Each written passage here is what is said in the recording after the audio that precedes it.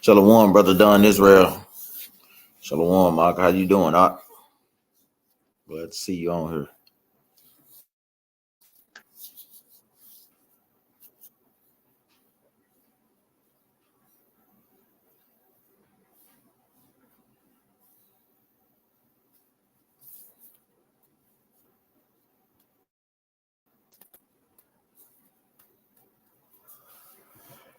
Oh man. Shalom, brother Dodd. How you doing?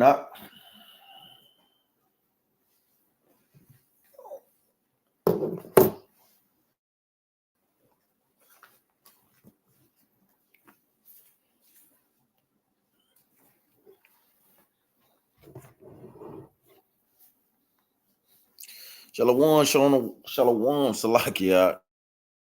Shalom, twin, man. I said twin in this thing, man. Shalom,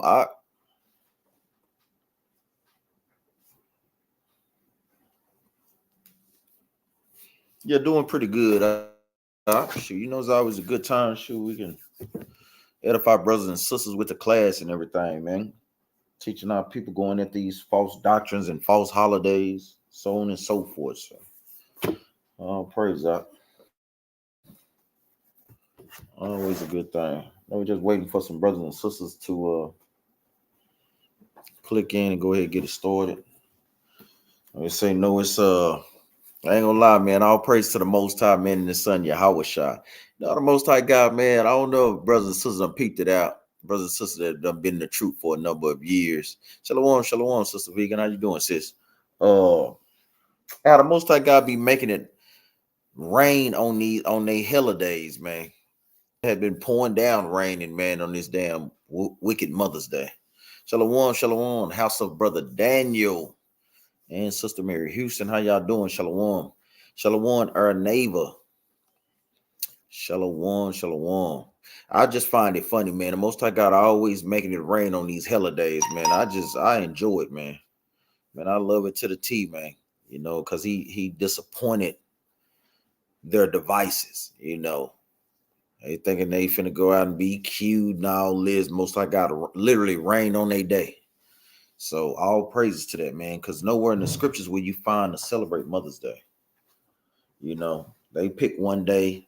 Hey, you have a mother and a great wife according to the scriptures. They should be celebrated every day. Why just with one day as the father, as family members? Esau, our people say they hate white supremacy, but we literally do everything that they tell us to do. Everything, man. People got to come up out of that program.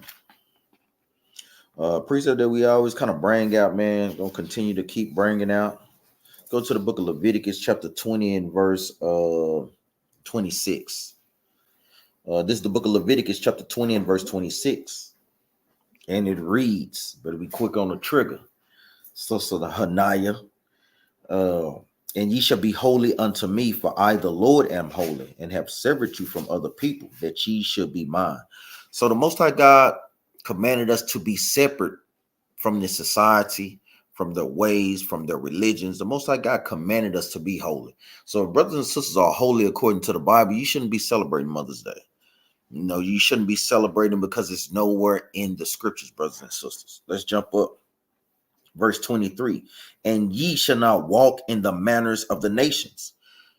Mother's Day is a manner of the nations. Nowhere in the scriptures does it tell you to do that. These things were not founded by the Most High God. These things were established by man. It says, verse 23 from the top, and ye shall not walk in the manners of the nations, which I cast out before you, for they committed all these things, and therefore I abhorred them. So we see that the Most High God, he don't like us celebrating these things outside of his high holy days. The laws that we should be celebrating is written in the book of Leviticus, chapter 20, chapter 23 on down. That's literally telling you, going into 7-day Sabbath, the Passover, Feast of Pentecost, the new moons, the Feast of Tabernacles, the Day of Atonement, the Feast of Dedication. These are the high holy days that we are supposed to be celebrating as a nation of people. Because all these wicked holidays do is just keep our people broke.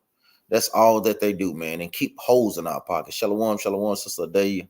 Shalom, M. Williams, 64. Shalom, brothers and sisters. No, sis, Neva says, when Yahushua born, they praised the mother only that day. Mary said, listen to her son. Well, let's see what the scriptures say. Because even Christ, and that's a precept. I ain't gonna lie, that's a spirit, because that's literally where I was finna go first, because I know they do try to bring that out.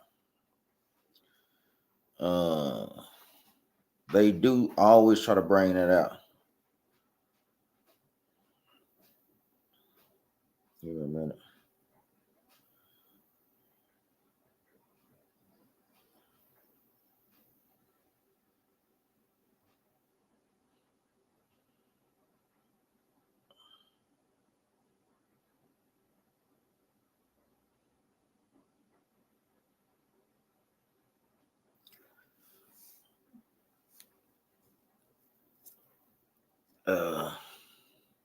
Let's go to the book of Luke, chapter 11 and verse 27. That is the spirit. I know you ask. It says, when Yahushua born, they praised the mother only that day. Mary said to listen to her son. Yeah, you have to kind of give us an account of that. Remember, it was a blessing that she had Christ. Remember, they weren't actually praising Mary. They were actually praising Yahushua by him being born. But this is a scripture that Christians love to go to. The book of Luke, chapter 11 and verse 27.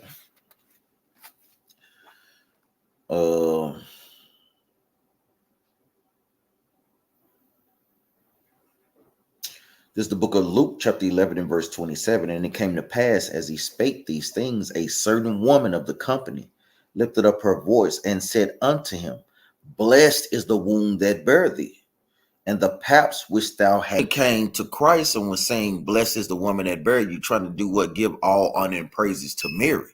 Let's see what Christ said. Did Christ agree with that, or did he disagree? Verse 28. But he said, yea, rather, blessed are they that hear the word of God and keep it. So we see Christ correct her on that, because we know a lot of times women love to get praise to other women. That's mainly what this society is built upon. That's why our nation is so divided. When I talk about our nation, I'm talking about blacks, Hispanics, and Native Americans. Due to the Willie Lynch and Esau's crafty tactics, they have basically put the man against the woman, to where now it's no peace in the home. You got women thinking they can do the job of men, thinking that they don't need men, thinking you don't need fathers in their lives to help guide the children. That's why a lot of times people put emphasis on Mother's Day. They do it big on Mother's Day. And then on Father's Day, they give them a damn tie, and barely want to cook them something to eat. So both days are wicked as hell. Not saying that we should do one and praise one than the other. We understand that that's what this world do. But even Christ was giving us understanding that, guess what? Blessed are the people that hear the words of this Bible. Like we said, because in the scriptures, we don't see those things. We don't see to keep Father's Day or Christmas or any of these wicked days. That's why we literally went to the law in Leviticus chapter 20 and verse 23. Shalom, Officer Yaakov. Shalom, Soldier Renard. Sister Heaven Hound. Brother Lamar. Shalom, shalom to you, brothers and sisters. So we see these things in the scriptures. They put a big emphasis on Mother's Day. They put a big emphasis on, like we say, women in Egyptology, calling the sisters goddesses and gods and all these different things. But it's a tactic to that. A lot of times brothers are just doing it to try to get in between sisters' legs, man. And a lot of times you puff sisters' heads up enough that guess what? That they can fall for those things, man. So we won't read about those things in the scriptures. Even Christ corrected this woman. It says, verse 28, but he said, yea, rather blessed are they that hear the word of God and keep it. And when the people were gathered thick together, he began to say, this is an evil generation. They seek a sign, and there shall no sign be given but the sign of Jonas the prophet. Even Christ was cutting them up during that time, because just like in that time, guess what? This is a evil, wicked generation as well, man. We see outside, they don't put the woman over the man, to where now you really do have women thinking that they can beat up a man. Like we said, that is just straight madness. You literally have women thinking that they don't need man in these societies when everything that we know was basically built up by men. It's cool that sisters say that today when everything is already established and in order. But even, on a certain podcast that I listened to, they said if the men went away, who would be able to keep up the infrastructure? That's not grounded in the Bible. The Bible understood that the men are the leaders, they are the heads, they are the providers, protectors. Not saying that some sisters can't go out there and work, because today it do take two people to work in a household, but we absolutely need men. We absolutely need the sisters, but everybody have to be in their respected roles. And that's the point that the Bible is conveying. Shalom, shalom, brother Dexter. Let's go to the book of Matthew, chapter 10 and verse 34.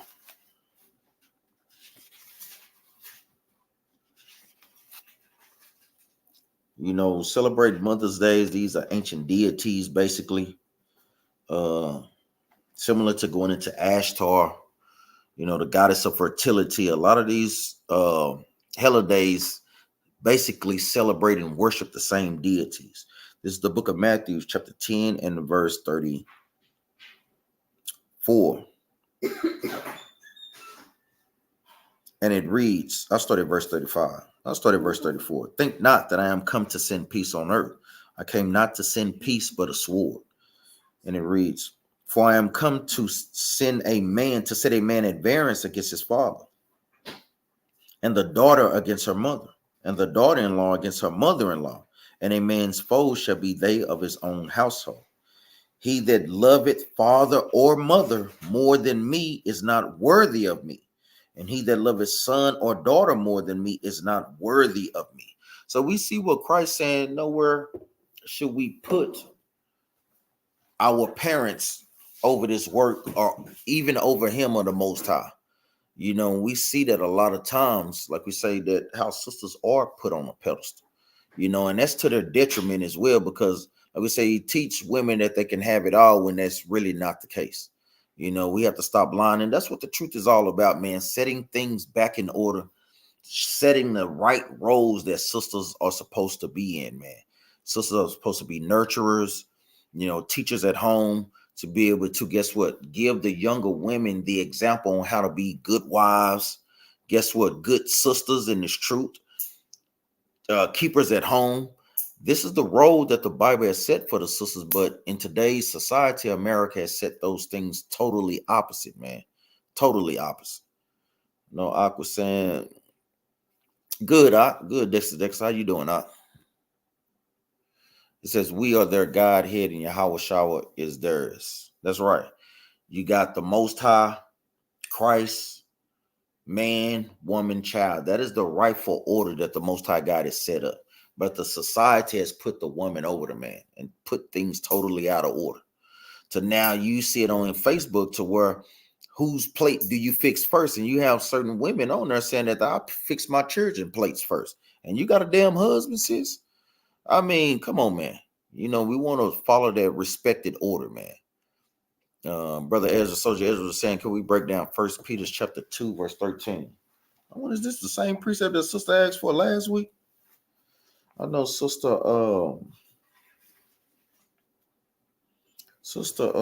yeah, this is the same precept,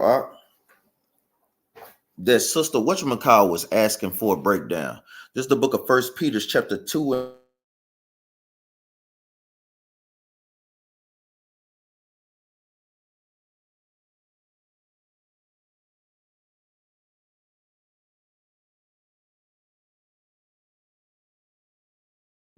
Do well.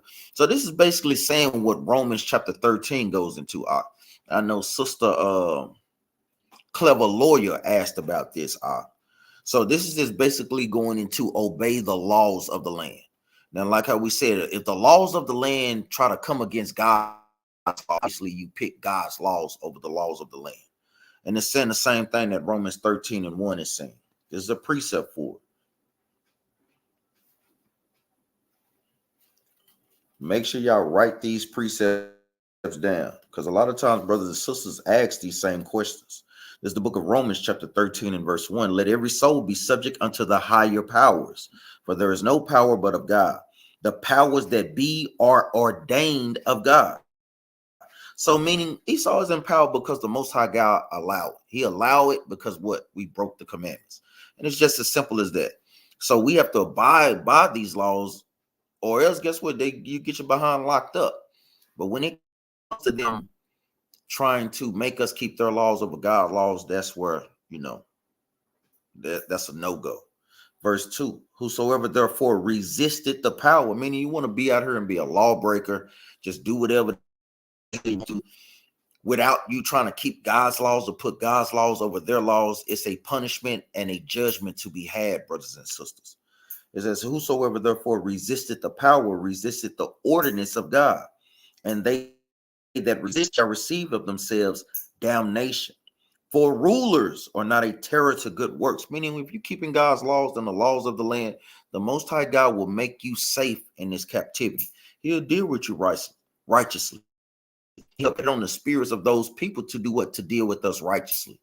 Just think about how many times brothers and sisters may have got pulling over in this truth, and they may have given you a warning or just sent you on your way.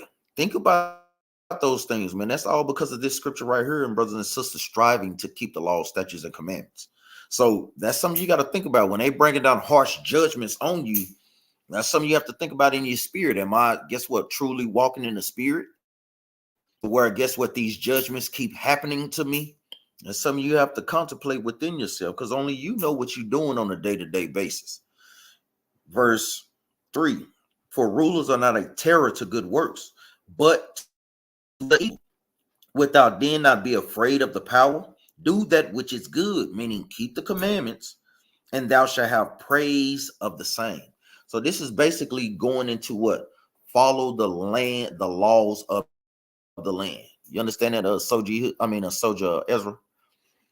I know Brother Dexter said, Con, that precept was my favorite, Matthew 12 and 50, when he was talking to his mom in this context. Let's get that. Chapter 12 and verse 50. Give me some feedback, soldiers, and let me know that you understood it. If not, we can kind of go a little bit more into it if you need it. This is the book of Matthew, chapter 12 and verse 50, and it reads, for whosoever shall do the will of my Father, which is in heaven, the same is my brother and sister and mother. And that's a good precept. That's when you, guess what, are really in the spirit. Those people that are walking with you in this truth, those are our spiritual parents, man. Those are the ones that's really our family members. Not to say that your real mother or your earthly mother is not your real mother, but this takes it to a whole nother level on a spiritual side as well as a carnal side, man. Those really are our family members, what Christ is saying. The people that are on one accord, that understand that we have to put the Most High God first and keep his laws, statutes, and commandments. These things are heavy in this truth, man, because even sometimes you may have brothers and sisters that struggle with mom not being in the truth, with daddy not being in the truth. And they know that they can try to bend you to their will to get certain things out of you. Like on a Sabbath, baby, come over here and can you go to the store for me? I'm like, no, mama, I go after the Sabbath. You know what, baby, you don't love me, baby. And all they give you that sad song. But guess what? We should not give our family members power over us, man, to break God's laws, man. We can't do that. We can't have it both ways. Know what brothers and sisters know. What precept? Don't give your family power over you. Let's see. Sirach chapter. This is the book of Sirach, chapter 33 and verse 19. The book of Sirach, chapter 33 and verse 19. And it reads, give not thy son and wife, thy brother and friend power over thee while thou livest, and give not thy goods to another, lest they repent thee, and thou entreat for the same again. So we see where, guess what, we shouldn't give our mother, our fathers, our family power over us to do what? To go against the laws of the Most High. And that's especially on this day, because you heard a lot of sad words. Baby, you ain't come by and see me on Mother's Day. Oh, you don't love me. You ain't gonna come by and give me a present. Yeah, mama, I love you. but I'm not going to go against the laws of the Most High God. That's where the rubber meets the road. They say 91 degrees is hot out there. You say, no, they say, Brother Lamoy, it never rains in Southern California, man. Yeshar Yehuda, Shalom. Why do you think Yah allowed Pharaoh Necho to kill Josiah in 2 Kings? Because King Josiah, he was a great king, but at the end, he went off by meddling in business that didn't pertain to him. That was the judgment when, brothers and sisters, you got that Busy Bonita off of what was that, Living Color. I always knew about the business, always in somebody else's business and things that didn't pertain to her. So the Most High God basically brought judgment on Josiah in that matter. But overall, he still was a great king. Let's get there right quick. Go to the book of 2 Kings, chapter 23. And it tells you that too.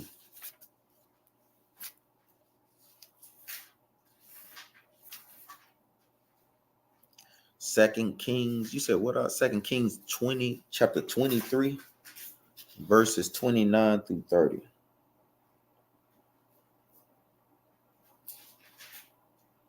I want it before then. It tells Chronicles, let me see.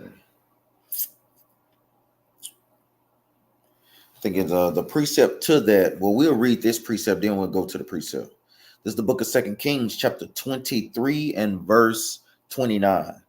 And it reads, in his days, Pharaoh Necho, king of Egypt, went up against the king of Assyria to the river Euphrates. And King Josiah went up against him, and he slew him at Megiddo when he had seen him. And his servants carried him in a chariot dead from Megiddo and brought him to Jerusalem and buried him there in the sepulchre. And the people of the land took Jehoaz, the son of Josiah, and anointed him and made him king in his father's stead. So now we have to get the understanding of this. So you want to make sure that you also, when you read 1st and 2nd Kings, you have to also read 1st and 2nd Chronicles. Because whatever 1st and 2nd Kings don't kind of cover, 1st and 2nd Chronicles kind of covers that. So let's go to 2nd Chronicles. What is that? 33 and verse 24. Forgive me, I'm trying to read my handwriting.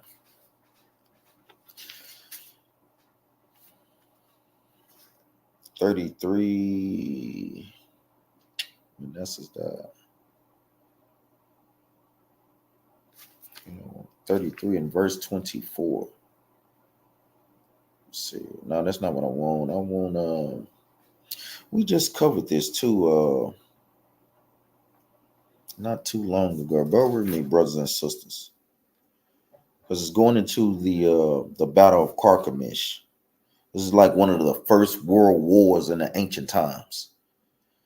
Josiah's. Oh, okay. This is what I want. The book of 2nd Chronicles, chapter 35 and verse 23. This is a precept for that to further give you understanding on why he was killed.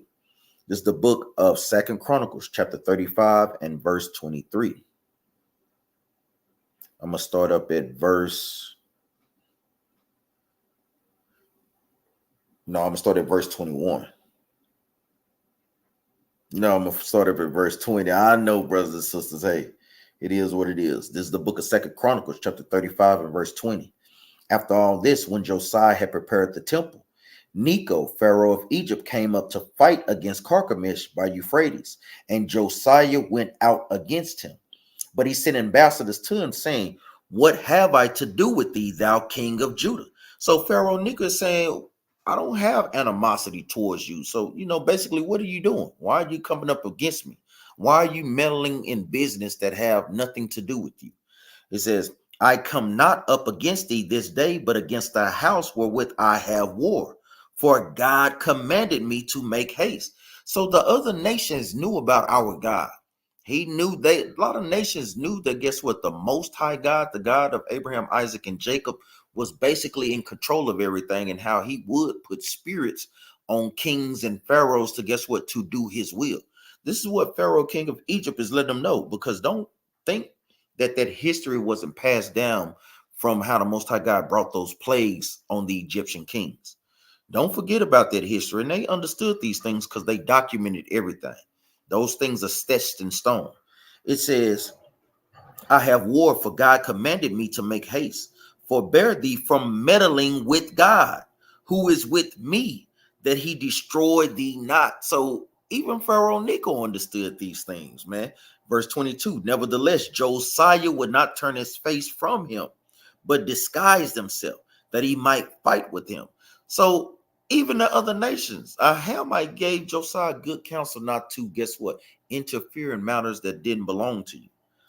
It says that he might fight with him and hearkening not unto the words of Necho from the mouth of God, and came to fight in the valley of Megiddo. Let's get a precept, man. Let's go to the book of Proverbs, chapter 26 and verse 17. Let's get a precept.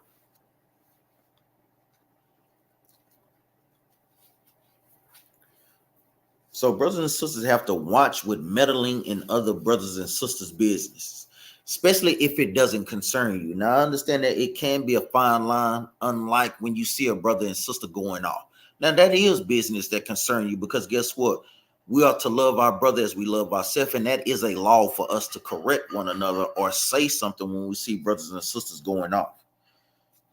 Let's say 26 and verse 17. This is the book of Proverbs, chapter 26 and verse 17, and it reads, he that passeth by and meddleth with strife belongeth not to him, is like one that taketh a dog by the ears. Meaning, when you messing with things that have no concern in you, it's like you agitating a dog. You take a dog, try to pull him by the ears, like how we tell them, try to do that with a pit bull and see what that pit bull will do to you, man. Guess what? You're going to end up getting what? Bit back. In this case, Josiah ended up losing his life, man.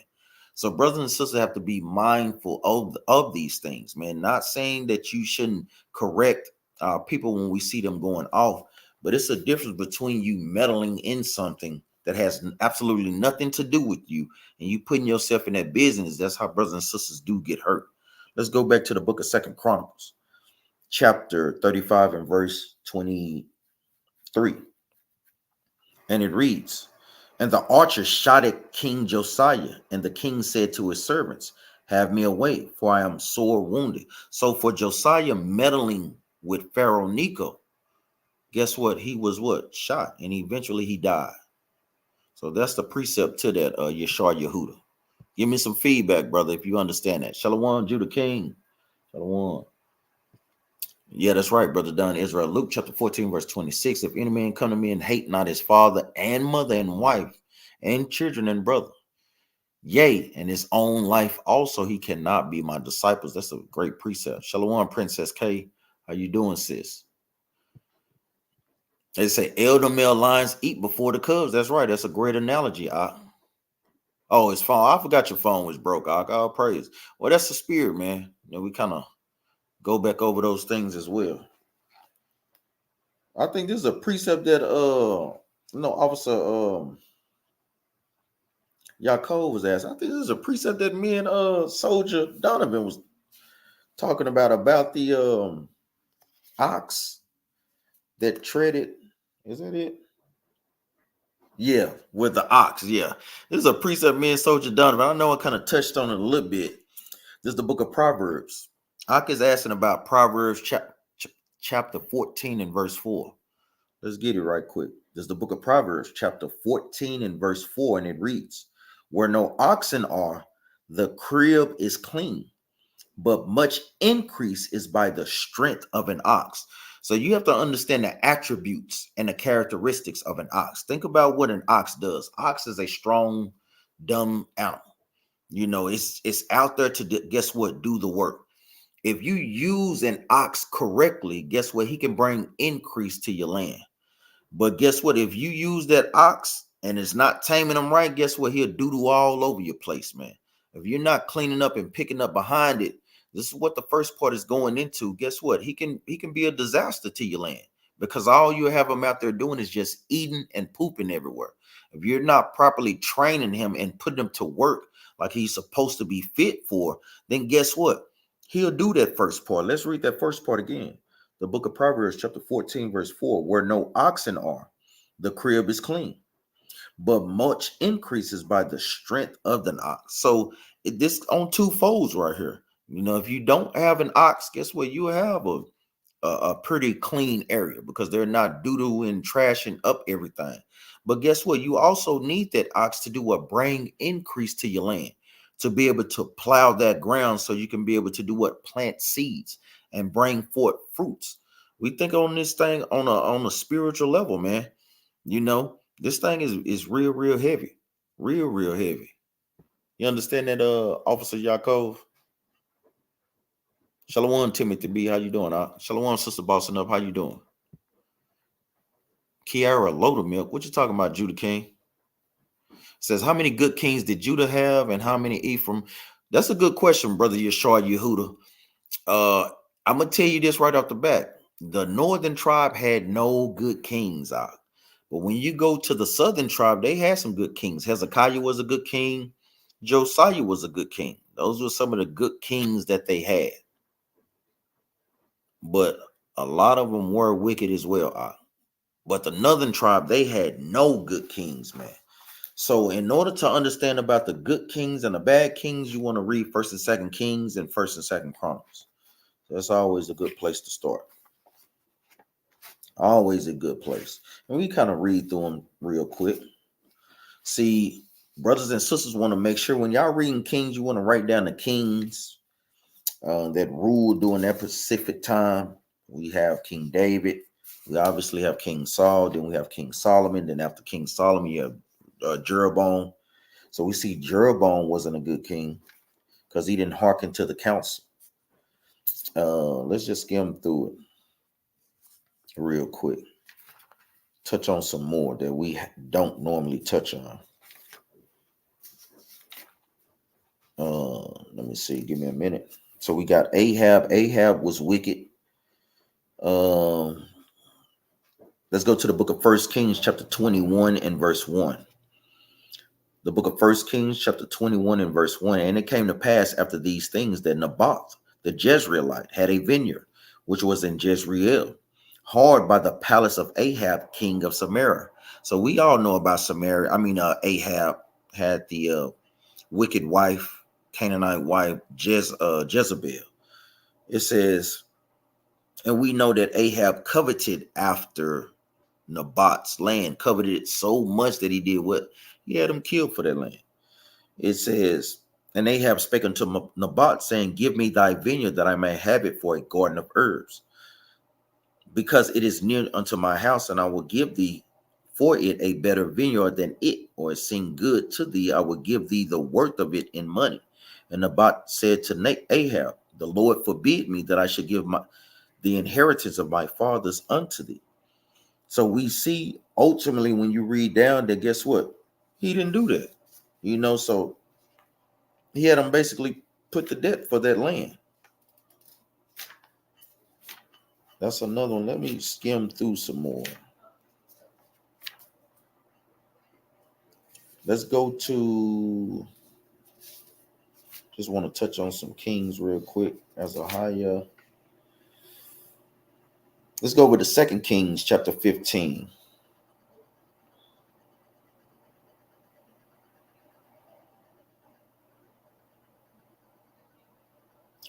So we have 2 Kings chapter 15 and verse 27. Y'all make sure y'all write these things down. The book of 2 Kings chapter 15 verse 27. And in the 52nd year of Azariah, king of Judah, Pekah, the son of Remaliah, began to reign over Israel in Samaria and reigned 20 years. And he did that which was evil in the sight of the Lord, and departed not from the sins of Jeroboam, the son of Nebat, who made Israel to sin. So we see where, guess what? Pekah was wicked as hell, but we see where Azariah, we're going to keep reading down. Remember, I just want to hit on some key points. Verse 32. This is the book of 2 Kings chapter 15, verse 32. In the 2nd year of Pekah, the son of Remaliah, king of Israel, began Jotham, the son of Uzziah, king to reign over Judah. 25 years old was he when he began to reign, and he reigned 16 years in Jerusalem. And his mother's name was Jerusa, the daughter of Zadok.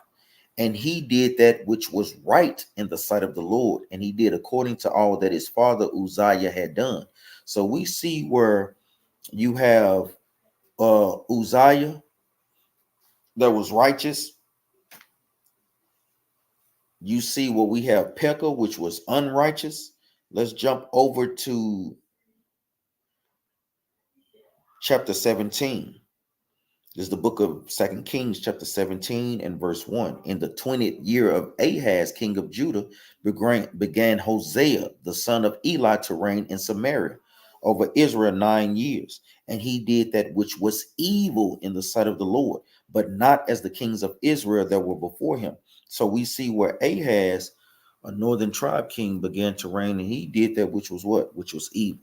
So we have accounts of all of the northern kings being evil as hell, but you have southern kings fairly righteous, like Uzziah, Hezekiah, Josiah. Manasseh was wicked, but later he did what? He repented. When you're reading the book of the prayer of Manasseh, so you know he tried to recover from those things. But this is a good read, and that is a great question. Brothers and sisters can continue to read and kind of get more in detail on the good and the bad kings of Judah. That would be for a good class as well. Shalom, shalom, sister Nakut back Israel. How you doing, sis? Great info online. I want the smoke. Why you camps never bring up Bam, Molech, etc., and the rest of the fallen angels, include Satan and Lucifer. Also, many of these camps wear that wicked so-called Star of David. Well, great info online. We don't wear the Star of David. You know, we see it as an idol, so we don't. So remember, you can't put all camps together. Remember, it's different camps that teach different things. First of all, we do talk about those things. The Bible tells us not to give up our sons to Molech and Baal. So we understand that these are ancient deities, but these things are still prevalent in today's society. Us sacrificing our kids to them is going into us not teaching our people the truth about the Bible, still having them in these wicked holidays. Even today, if you celebrating Mother's Day, you worshiping some type of deity today, some type of idol, going into Estar or the mother of the earth or the goddess of fertility. We know it's especially ascribed to Easter, but those other deities cover multiple things as well. So we do talk about that. Now, as far as Satan and Lucifer and fallen angels, the Bible does not subscribe to fallen angels. That would mean that God does not have his kingdom in order. If you have a group of angels that's going to disobey God, that's not what the Bible teaches. You have the wrong understanding of that. Remember, it's two definitions of angels in the Bible. One definition is going into celestial beings that dwell with the Most High. Then the other definition of angels is just a messenger of God. So guess what? Men, regular men, earthly men can be messengers of God. So those scriptures that you were talking about is going into the men of the Most High. Those are the ones that fail. But angels are not programmed like regular men. They obey the will of the Father. And we go over this constantly. You know, that's what the book of Enoch teaches people. That's why we tell brothers and sisters don't read the book of Enoch, because it contradicts the Bible. The Bible is clear. Another precept we always bring out, Psalms 103. Always bring out. Just going to give you a few to show you that the angels don't do what they want to do. They are in complete order and submission with the Most High God. This is the book of Psalms, chapter 103 and verse 19. The Lord had prepared his throne in the heavens, and his kingdom ruleth over all. Bless the Lord, ye his angels that excel in strength, that do his commandments, hearkening unto the voice of his word. So we see what the angels, they do the will of the Most High God's voice, and they don't disobey his commandments, man. Get another precept. Let's go to the book of 2 Ezra, chapter 8, verse 21. This is the book of 2 Ezra, chapter 8, verse 21. Whose throne is inestimable, whose glory may not be comprehended, before whom the host of angels stand with trembling. So we see that the angels are in utter fear of the Most High God. They do what the Most High God tells them to do. It's us that don't do the will of the Father, man. We want to do what we want to do. So as far as Satan and Lucifer, Lucifer is basically going into the white man. Satan does the will of God. Satan don't do what he want to do. All these things obey, and it's under the control of the Most High. Satan is an employee of the Most High. Let's go to the book of Job. Satan don't do anything without God say so.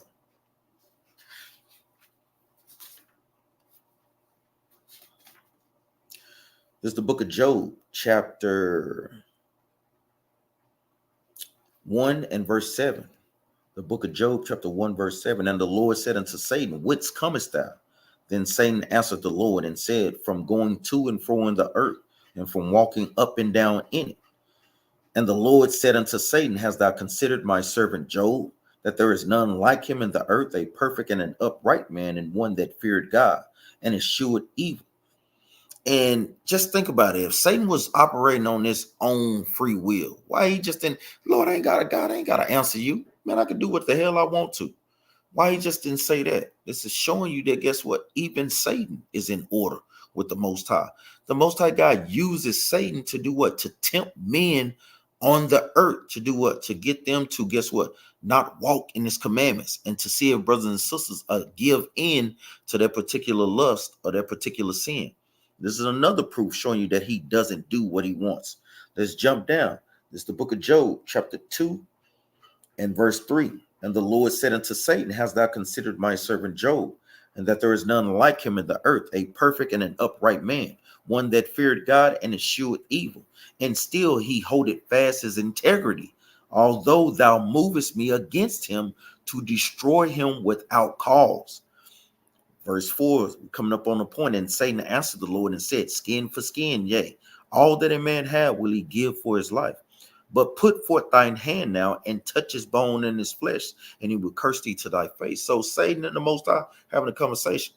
Satan is telling the Most High God, well, yeah, God, you, guess what? You give him everything that he wants. So why wouldn't he serve you and worship you? He's saying, but start to take those things away and see if he still holds his integrity. See if he'll still worship you. Verse 5, verse 6. And the Lord said unto Satan, behold, he is in thine hand, but save his life. So wait a minute. The Most High God is giving Satan orders, because he's what? He's the God of all living things. He's the God of gods. He's telling Satan, guess what? You can jack him up, but don't kill him. Now, why didn't Satan tell God, no, I'm going to kill this nigga? No, because guess what? He doesn't act individually. All orders come down from the Most High God. All orders. Soldier Ezra says, the book of Sirach, chapter 4, verse 22, accept no persons against thy soul, and let not the reverence of any man cause thee to fall. That's a great precept, a great precept. Now, Freemasonry is going into things that's not grounded in the Bible. You know, don't just make accusations against us because y'all don't like that we teach the truth about the Bible. You know, how do you have any proof that any of us are Freemasons? I mean, come on, man. This is childish. Shalom, Officer Barakaya. Shalom, Samitra, Sister Samitra Young. How you doing, sis? Says, my family tried me on the Sabbath. I remain adamant. That's right, Art. That's how you got to. Most High God will use them to see if brothers and sisters are sincere in this truth. So you will be used. Family will be used against you, man. You know, a man's foal is they of his own household, man. Let's get that. Go to the book of Jonah. It's constantly throughout the scriptures, man. Even with Christ, the account of Christ and his mother. We'll kind of touch on that as well. Even like I brought out in the book of Matthew, chapter 12. Go to the book of Jonah.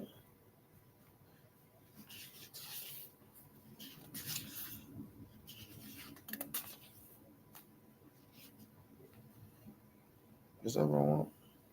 I want the book of Micah, Salaki, brothers and sisters.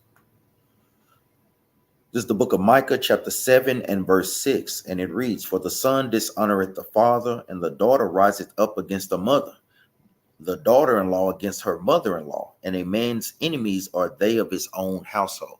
So a lot of times that first persecution or adversity is going to come from your family. You may have a husband that's walking in the truth and his wife is not in the truth.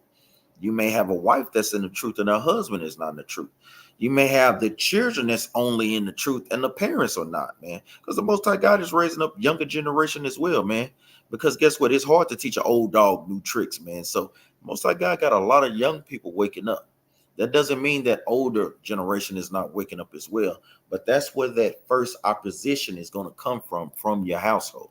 So those are good precepts, like Soldier Ezra put in there, like how we read in the book of Sirach, chapter 33, Micah, chapter 7 and verse 6. These are precepts to meditate on to get you ready and your spirit prepared to deal with those things if you are new to this truth. Yeah, that's right, Sister Nacut. He says he's still bringing judgment on his children today.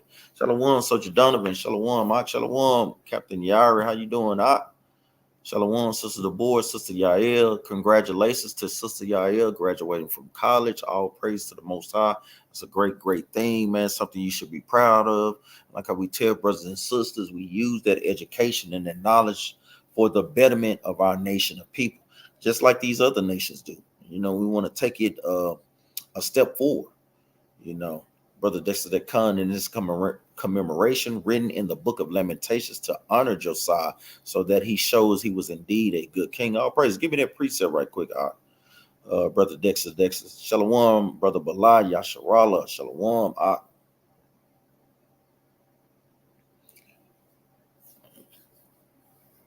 Yeah, that's right. It is the spirit. Yeah, because Soldier Donner, we were just kind of going over that Friday night after his class. So that is the spirit. That is the spirit, man. That's a good precept. I kind of wanted to, I forgot to bring that out in Captain Yari's class yesterday.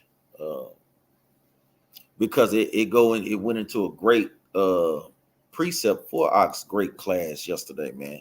You know, don't stop putting your hand to the plow, man.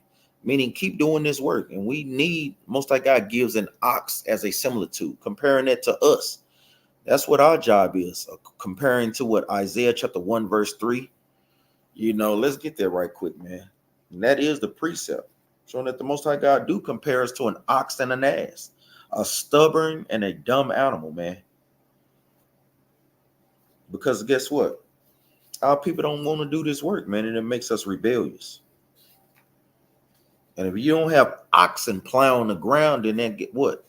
You won't have an increase of fruit. This is the book of Isaiah, chapter 1 and verse 3. The ox knoweth his owner, and the ass his master's crib. But Israel did not know. My people did not consider. And we don't consider that we're God's chosen people and that he uses us to do what? To do his will and to guess what? Enforce his laws on the earth. So when we're not putting in the work and plowing his ground and guess what? Not sowing the fruits, guess what? We don't reap those things, man. You know, the law is compared to the fruits. And guess what? That's why you see this earth all out of whack, man, and all out of course. You know, no fruits. It's a dry, waterless desert, a wilderness out here, man, because there's no vegetation. You know, everything is totally out of order, man.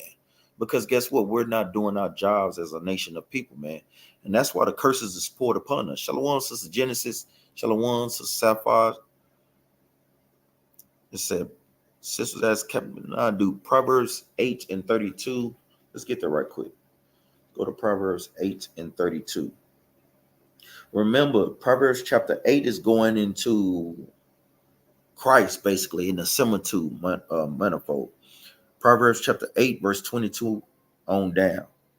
This is the book of Proverbs chapter 8, verse 32, and it reads, Now therefore hearken unto me, O ye children, for blessed are they that keep my ways. Yes, that is a perfect precept for that, sis. Is that the one I want? I'm thinking about Matthew's. Let me read it right quick, sister, before I jump the gun. 11 and 28. I'm thinking of something else, 10 and 28. This is the book of Luke, chapter 11 and verse 28, and it reads, But he said, Yea, rather blessed are they that hear the word of God and keep it.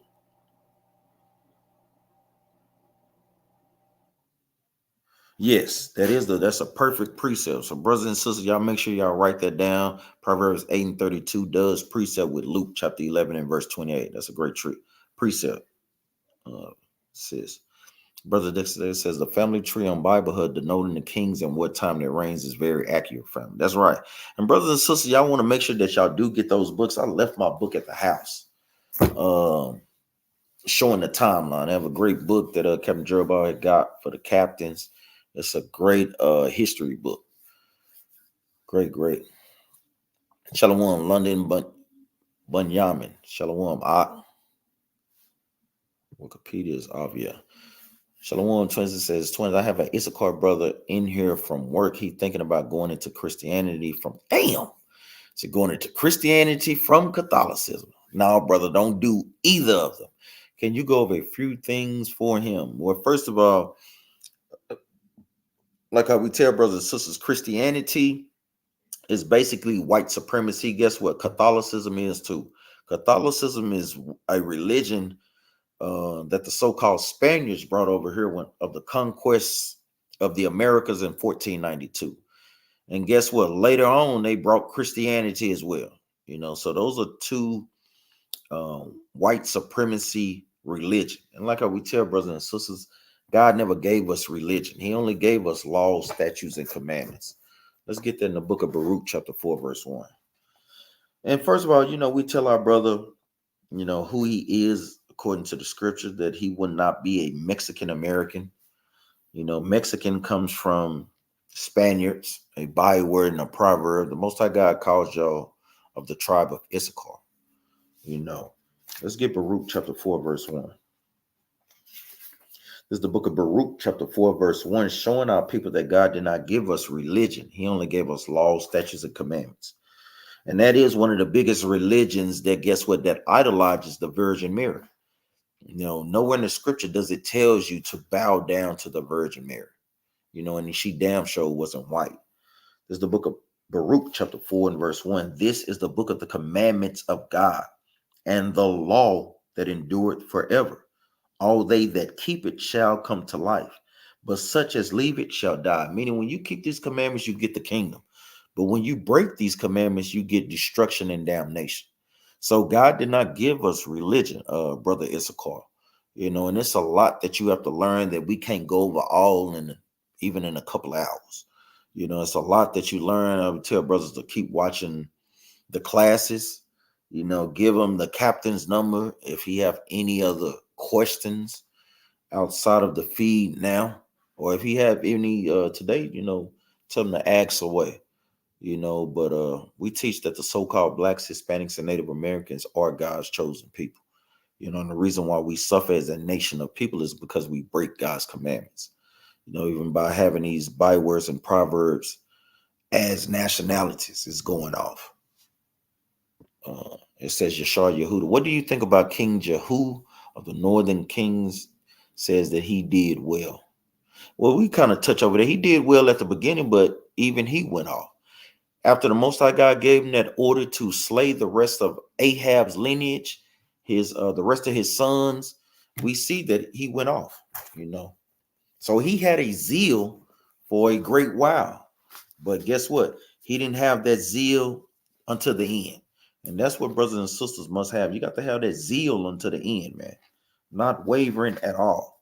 It says 2 Kings chapter 10 and verse 30. Yeah, I just touched on this in my Sabbath class last week, so kind of familiar with it.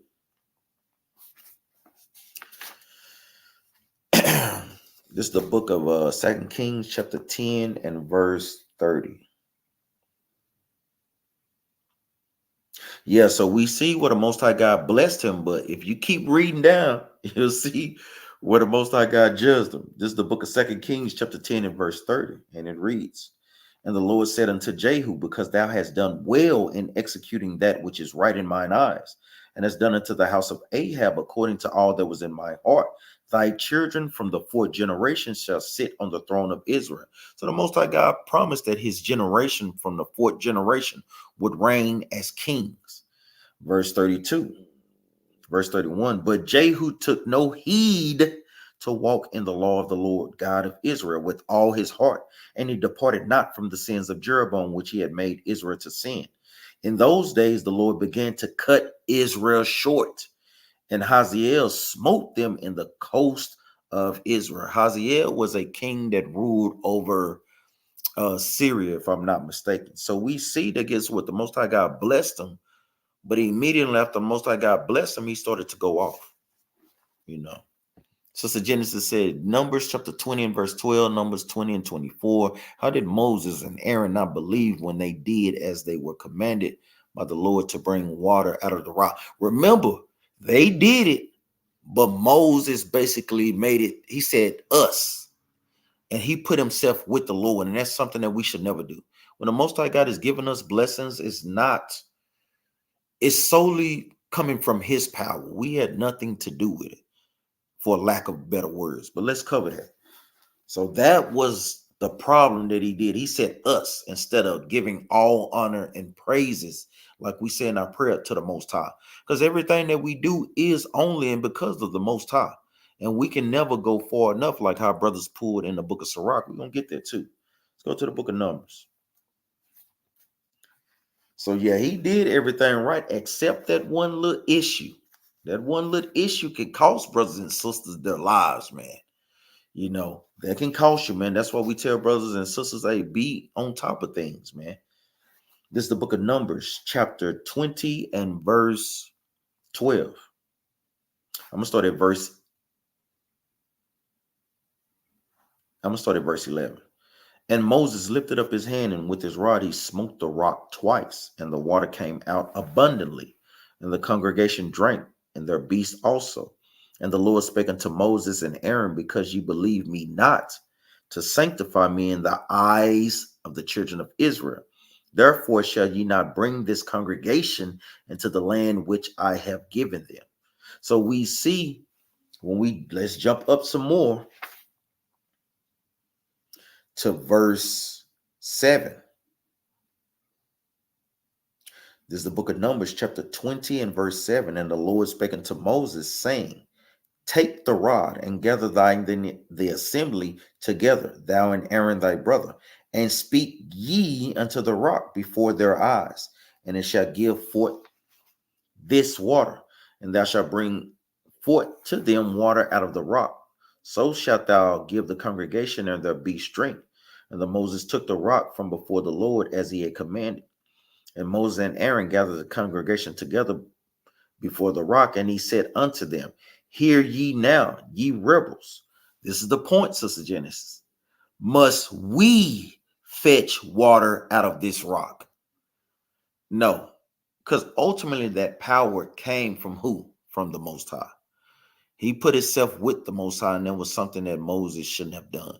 Moses did great things, and I understand adversity coming from nagging nation and millions upon people, but that lets us know that we still have to stay in the spirit and still give all honor and praises to the Most High and never put ourselves equal with the Most High.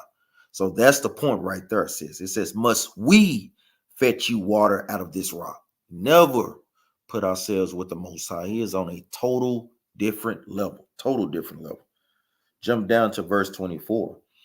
Aaron shall be gathered unto his people, for he shall not enter into the land which I have given unto the children of Israel, because you rebelled against my word at the water of Meribah. Meaning the Most High God said that I did it. And that's the point. They put themselves with the Most High.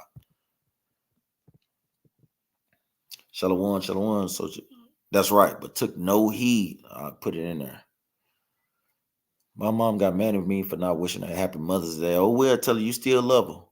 No, thanks, brother Lyndon Bunyamin. Shalom. Jeroboam, that's right. Eli, all them kings was wicked as hell. So Donovan, Psalms 106 and 32, they angered him also at the waters of strife, so that it went ill with Moses for their sakes, because they provoked his spirit. So they spake with unadvisedly with his lips. That's right. You know.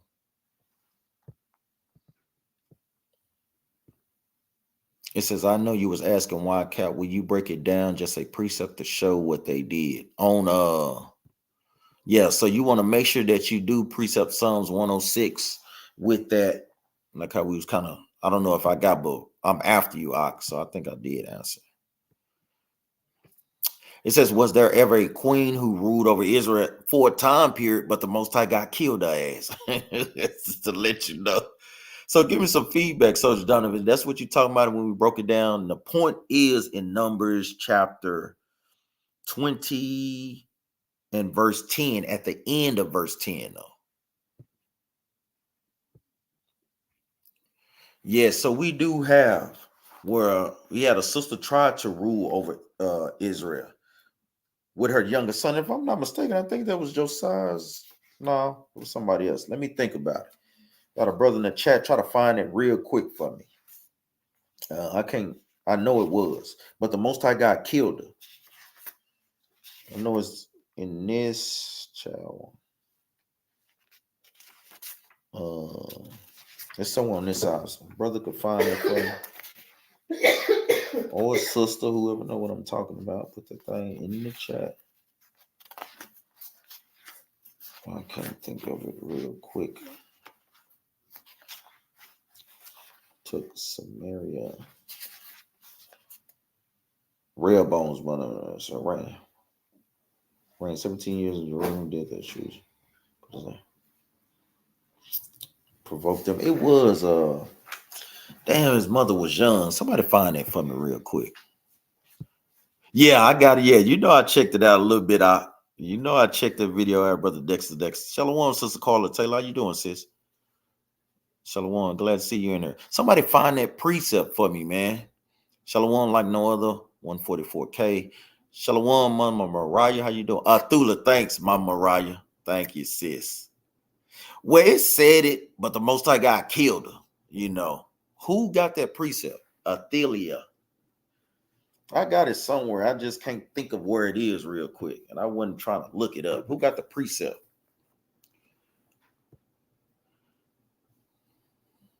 Well, yeah, they were vegetarians, Brother Yeshar Yehuda, but then the Most High God instituted the law of meat. So he gave us to where we can eat meat. Even the animals were vegetarians. Somebody find the precept for me. Is that it? I thought I just looked at 2 Kings 11.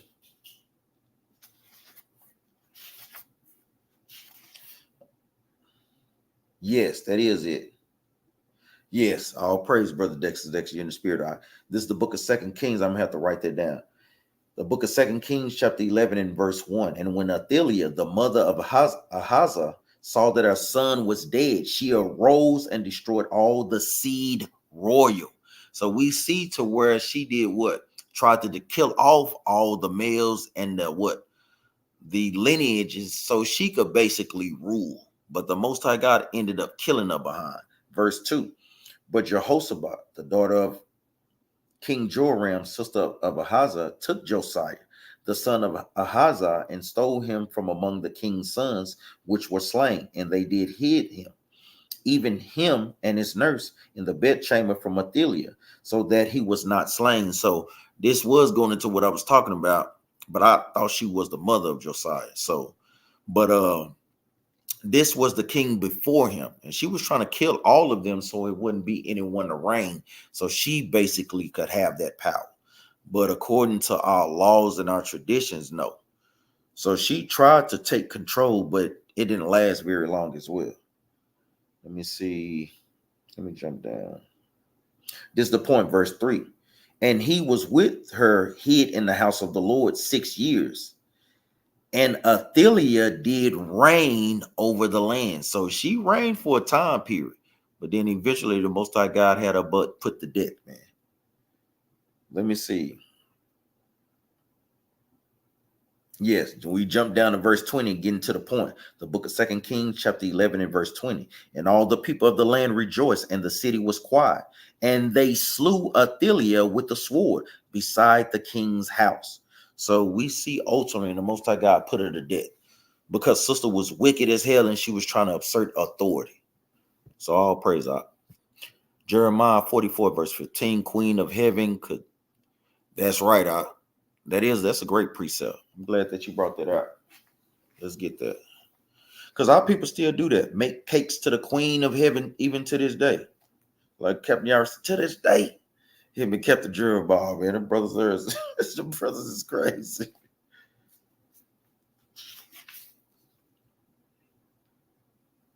That what I want. 44. 18. Oh, burn incense to the Queen of Heaven. This is the book of Jeremiah, chapter 44 and verse 18. I started verse 17. But we will certainly do whatsoever thing that goeth forth out of our own mouth to burn incense unto the Queen of Heaven and to pour out drink offerings unto her as we have done. And that's what our people do when they celebrate Mother's Day. You're basically pouring out, guess what, worship and honor to the Queen of Heaven. When you don't read about that in the scriptures, man, these are just idols that our people have been worshiping since ancient times, man. It says, and our fathers and our kings and our princes in the cities of Judah and in the streets of Jerusalem. For then we had plenty of victuals and were well and saw no evil. So they think when our people are doing these things that's how they get blessings. And that's what our people think today. When mama is going out and you filling up Ferris Cafeteria and all these Red Lobsters and these places that these sisters love to go, they think that that's a righteous thing that they're doing. Oh, my kids love me by doing it. No, that thing is wicked. Like twins say, wicked. Because guess what?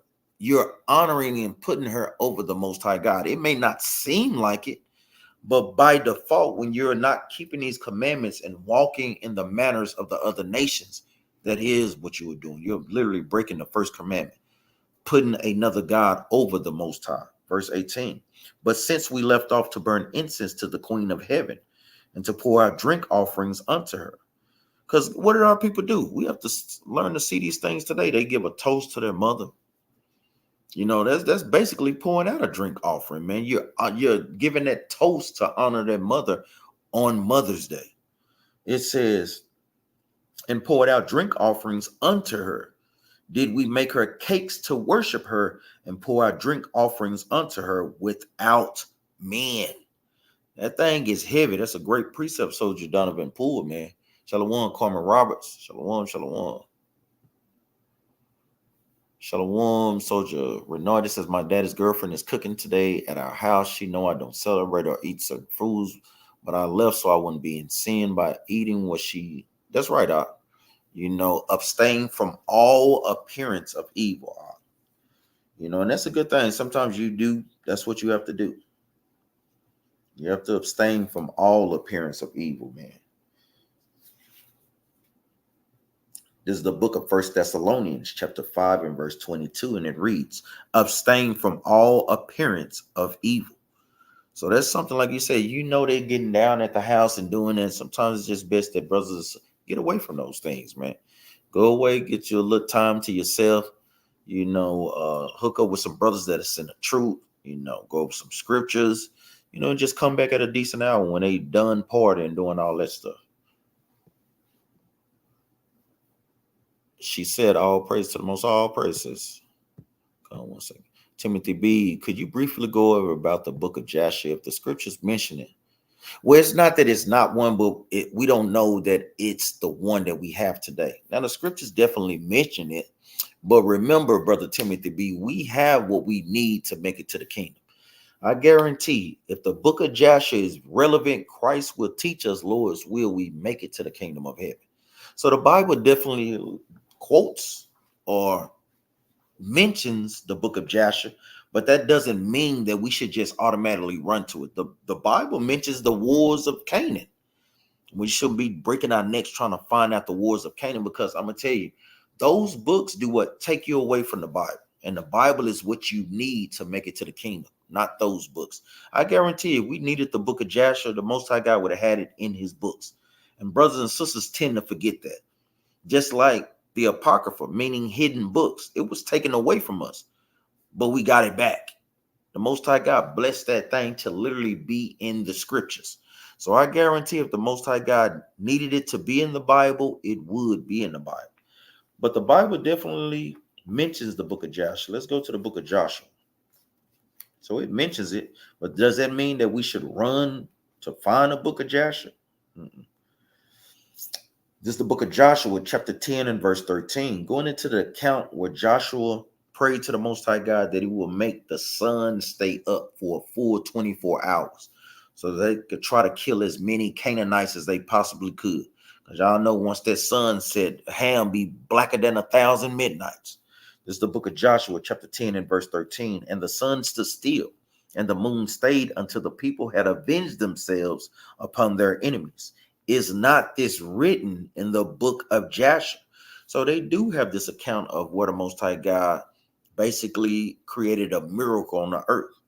And so the sun stood still in the midst of heaven and hasted not to go down about a whole day. So just because it mentions it, should we break our necks trying to find it? No, we should. We have what we have.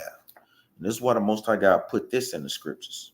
Let's go to the book of Ecclesiastes, chapter 12. This is the book of Ecclesiastes, chapter 12 and verse 12. And further, by these, my son, be admonished of making many books. There is no end. And much study, meaning much study of these books outside of the Bible, is a weariness of the flesh. Because all those books are made to do is to take us away from the Bible, brothers. Don't be caught up in Esau's distraction because they claim, oh, you get more knowledge, brother. Oh, it's more knowledge than the Bible. Hey, it was books written before the Bible, and that may be so, but this is the only book of life. That's the point. Shalom done Israel says Jeremiah 8 and 7, the stork in the heaven knoweth her appointed times, and the turtle and the crane and the swallow observe the time of the coming. That's right. But my people know not the judgment of the Lord. That's a great precept as well. Shalom, Sister Danielle. No, Brother Lyndon Bunyamin putting other great precepts in. Make sure brothers and sisters write those precepts down.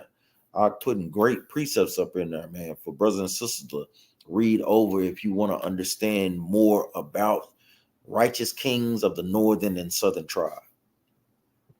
Shalom, Sister Danielle. How you doing, sis? Yashar Yehuda. There were 8 documented good kings of Judah: Asa, Jehoshaphat, Hezekiah, David, Josiah, Amaziah, Uzziah, Joash. All praise God. I got them written down in my book.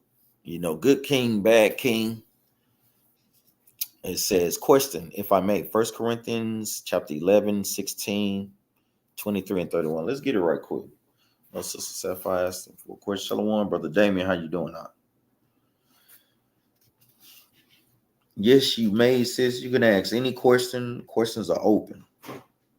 This is the book of 1 Corinthians, chapter 11, and verse 16, and it reads, but if any man seem to be contentious, we have no such custom, neither the churches of God.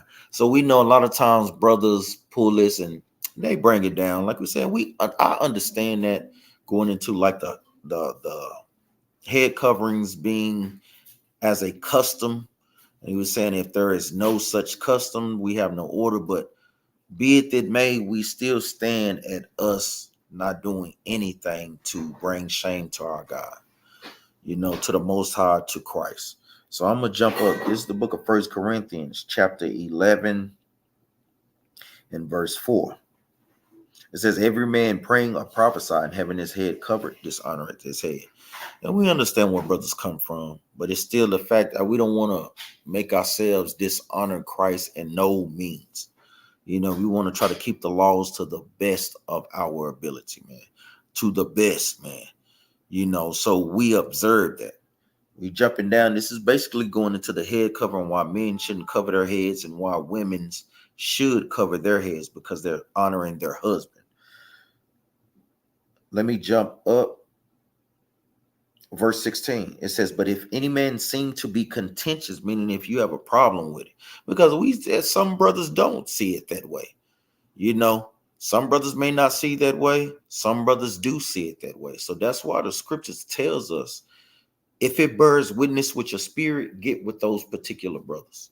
Brothers that it don't bear witness with, hey, that's why the Most High God has many different camps up here, to where their level of understanding is to wear a head covering. Hey, gather with those brothers that do that. If your particular spirit is not to wear and it bears witness with us, you have camps out there for that. This is what this is going into. If it's just going to be that contentious, because it's many camps out here, and Each camp teach something different. One of the main things that we do mostly stand on is that blacks, Hispanics, and Native Americans are the Israelites, and that we must keep God's commandments. Verse 17. Now in this that I declare unto you, I praise you not that ye come together, not for the better, but for the worse. And this is Paul's just giving them understanding on how to, guess what, hold the congregation and how to set things in order in the church of Corinth. You said 11 through 16? Did you want 11 through 16, sis? I'll start up at verse 11. Verse 11, nevertheless, neither is the man without the woman, neither the woman without the man in the Lord. Meaning what? We need each other in this truth, because guess what? Men plant seed in a woman to, guess what? Bring forth our nation on a mass production. So we need each other because guess what? Man, women, guess what? We make a nation of people. We make a nation of people. So we do need each other. Referencing verse 11, verse 12. As the woman is of the man, even so is the man also by the woman. But all things of God. And it's just reiterating these things, meaning we need each other in this thing. But it's a respected role. That's what it means, as in the Lord. Meaning man has his role. The man's role is to be the leader, protector, provider. The woman's role is to be submissive unto her husband, to, guess what? To be keepers at home if you can afford to. Guide the children, teach the younger children. That's the role of the man and the woman. And a lot of times in this society, they put the woman over the man, and they're deliberately trying to set things out of order. Might they be? They don't do their own nation of people like that. They don't force that on our people, but they know our people have been destroyed for generations. So we're more susceptible to follow behind them. Verse 13. Judge in yourselves as it is comely that a woman pray unto God uncovered. So we see in this, I know many times sisters that don't agree with praying with your head covered, but you remember when you jump up, you have to go back and forth. Precept must be upon precept. So we jump back up. Verse 5, but every woman that prayed or prophesied with her head uncovered dishonored her head. So if you have a husband and he's your head and he's telling you, like how the scriptures is saying, guess what? You want to honor your head. Not only is you honoring your head, which is your husband, but you also are honoring his head, which is Christ. That's just the order. And that's a part of being what? Shamefaced, being covered up, having things done in decency and in order and modestly, man. Let's jump back down. Verse 14, doth not even nature teach you that if a man have long hair, it is a shame unto him? Meaning not that a man cannot have long hair, but in this time, and in this time today, you see brothers with the long hair that wear it in an effeminate way. There's nothing wrong with brothers because our people had braids. Our people had long hair. We have the account of Samson. He had long hair, but he wasn't wearing it in a girly type way. Because you wearing it in a girly or effeminate type way puts a effeminate spirit on you. This is all that this is going into, the customs that Paul was setting in order for the church of Corinth. Because you have to understand, many of our people were in a Gentile state of mind. And it's many like our people today. Like if we tell a brother wearing his hair in a girly way, hey, brother, take that down, brother.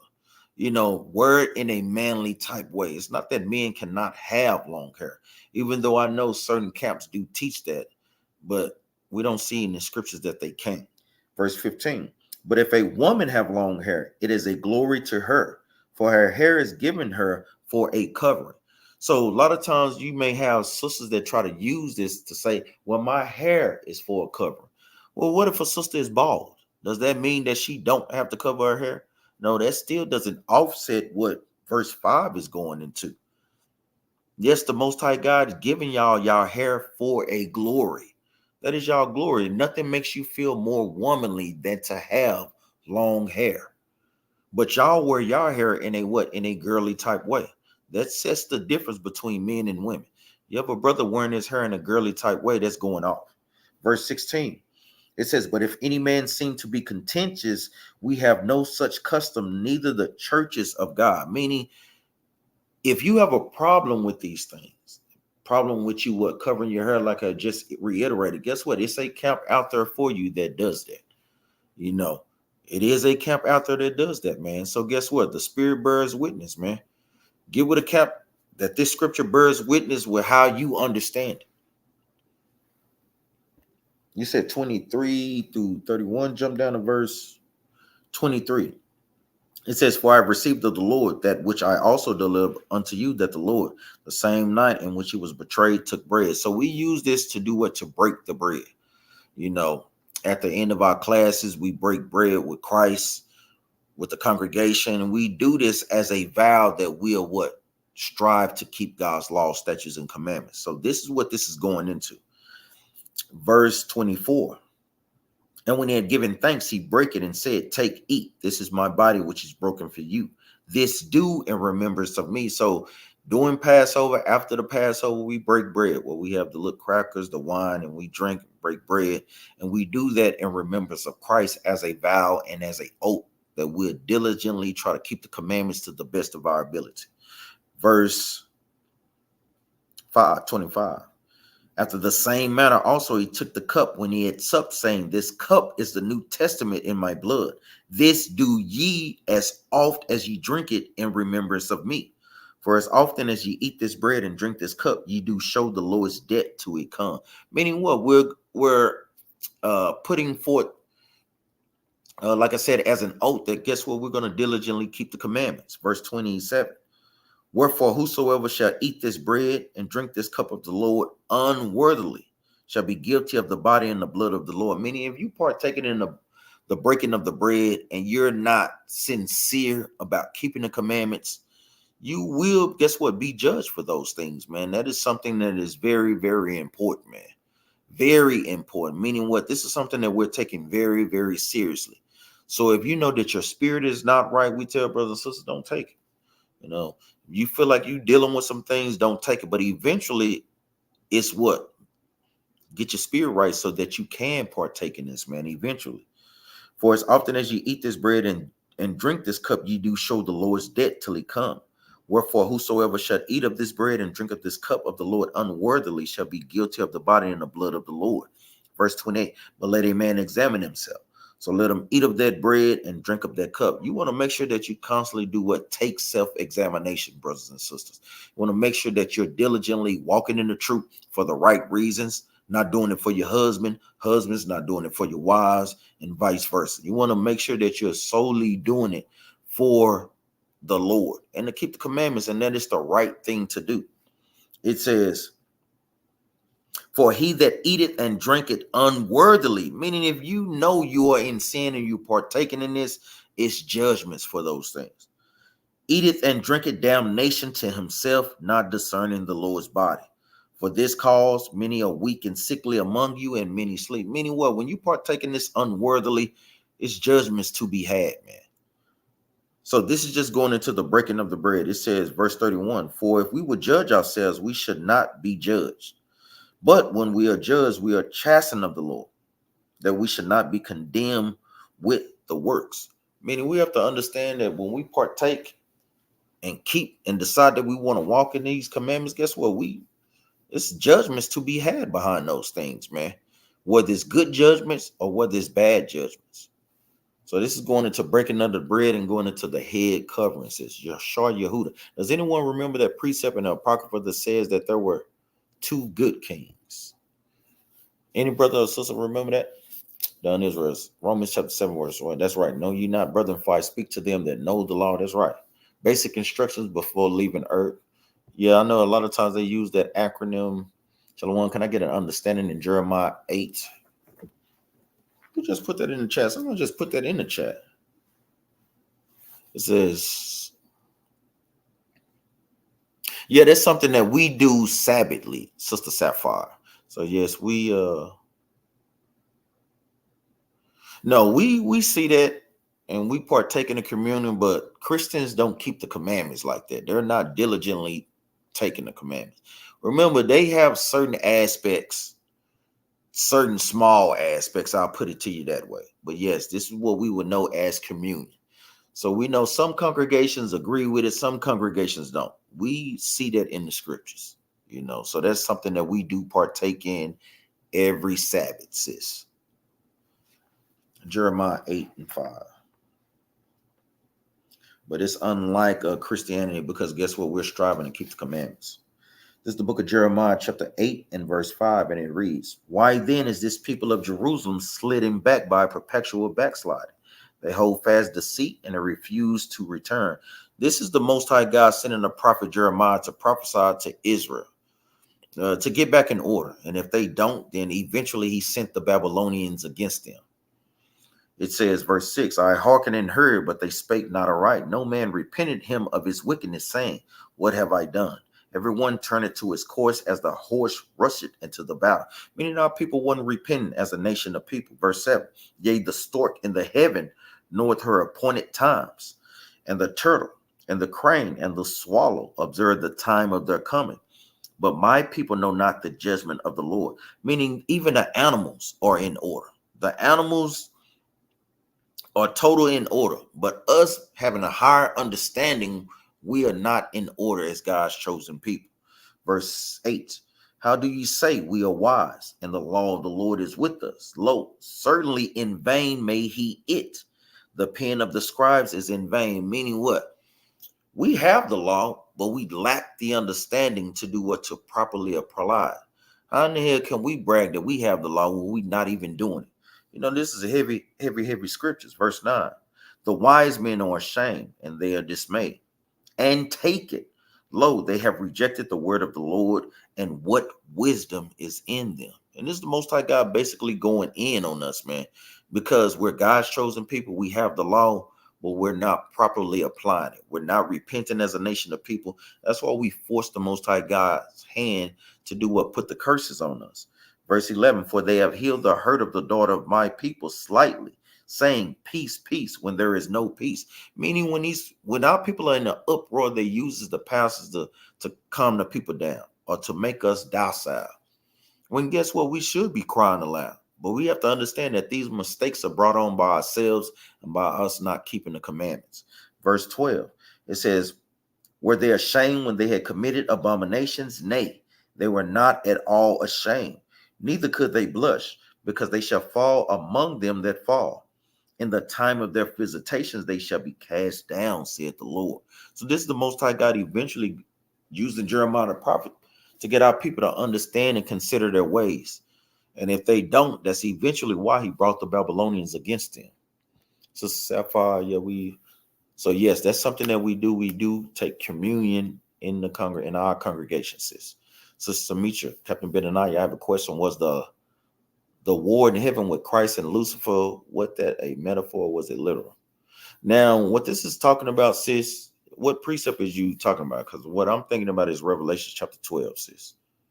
Because we know, like you said, it's not literal. Lucifer is basically going into the so-called white man.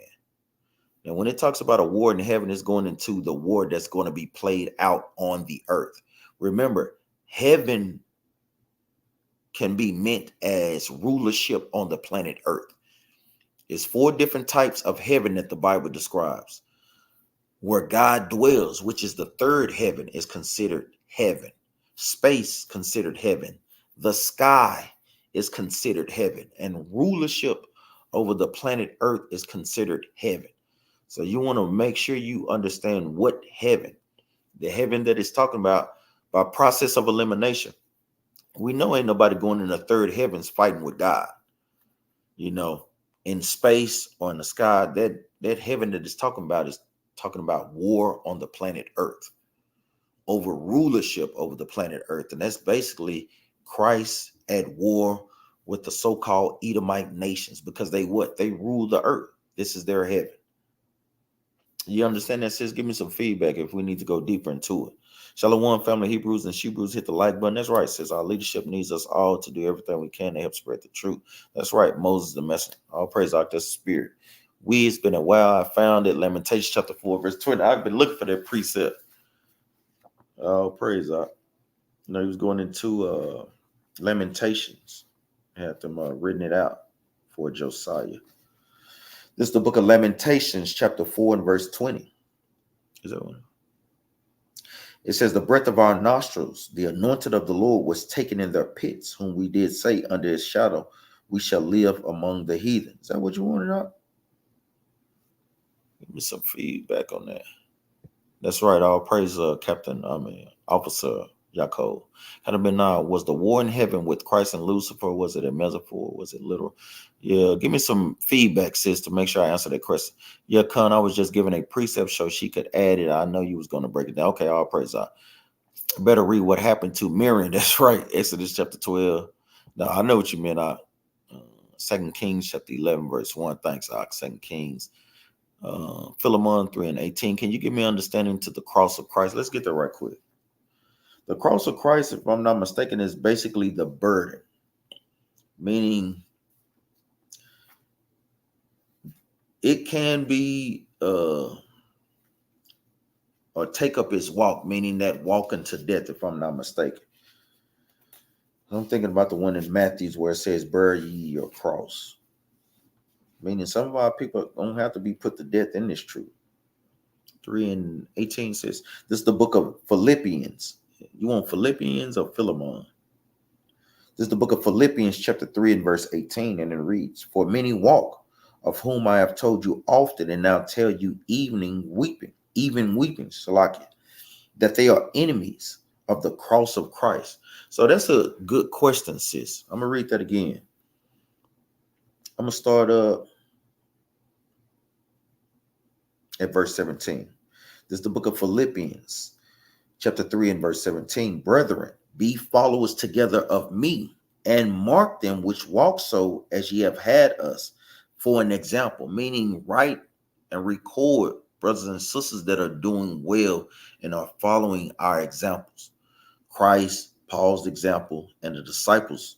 So we can have that as a record and as an example. Verse 18. "For many walk," so you may have brothers and sisters in the truth, "of whom I have told you often, and now tell you even weeping, that they are the enemies of the cross of Christ." Meaning what? You have brothers and sisters that walk contrary to the truth. They may come into this walk a little bit and they won't. Meaning what? They'll walk in this truth that Christ represents what? The death of Christ. Meaning what? Some of our people may be put to death. But this is what Paul is explaining. And all praise to the Most High, man. Brothers and sisters may walk in this truth until it's time to put your life on the line, man. Many brothers say, yeah, shalom, shalom, bro. But when it's time for you to guess what, see whether or not you're going to take that pork or die, you may have some brothers or sisters that take that pork. This is how you become an enemy to the cross of Christ, man. Meaning you're not willing to put your life on the line like Christ put his life on the line. You know, and that's going to be a judgment for brothers and sisters. That's where the rubber meets the road in this truth. Because some of us may be put to death, man. Like how we read in the book of Revelations chapter 3. You know, some of us may have to suffer persecution. Some of us may be martyrdom, you know. But is you going to take up that burden unto the end? Are you going to be faithful unto Christ, man, unto the end, man? Meaning even putting your life on the line. Think about it. Many of the disciples were put to death in horrible ways, man. You know, so this is something, like he said, this is going into. Let me think of that precept. That's a good question, Sister Genesis, man. Great question. Because some of our people going to surely have to drink of that cup. Like the woman that came there and asked, could her sons be in heaven? Trying to find that precept right quick.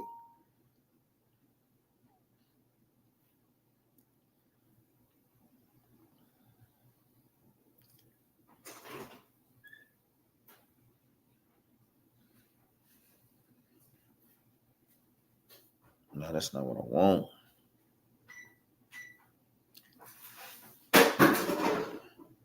Let me see if this is what I want in Matthews.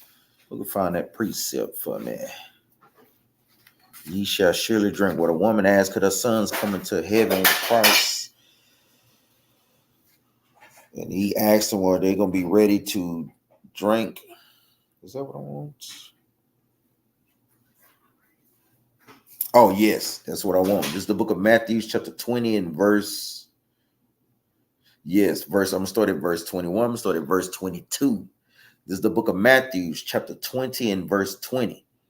Then came the mother of him came to him the mother of Zebedee children with her sons, worshiping him and desiring a certain thing of him. You know, this is going into the sons of thunder. It says, and he said unto her, what wilt thou?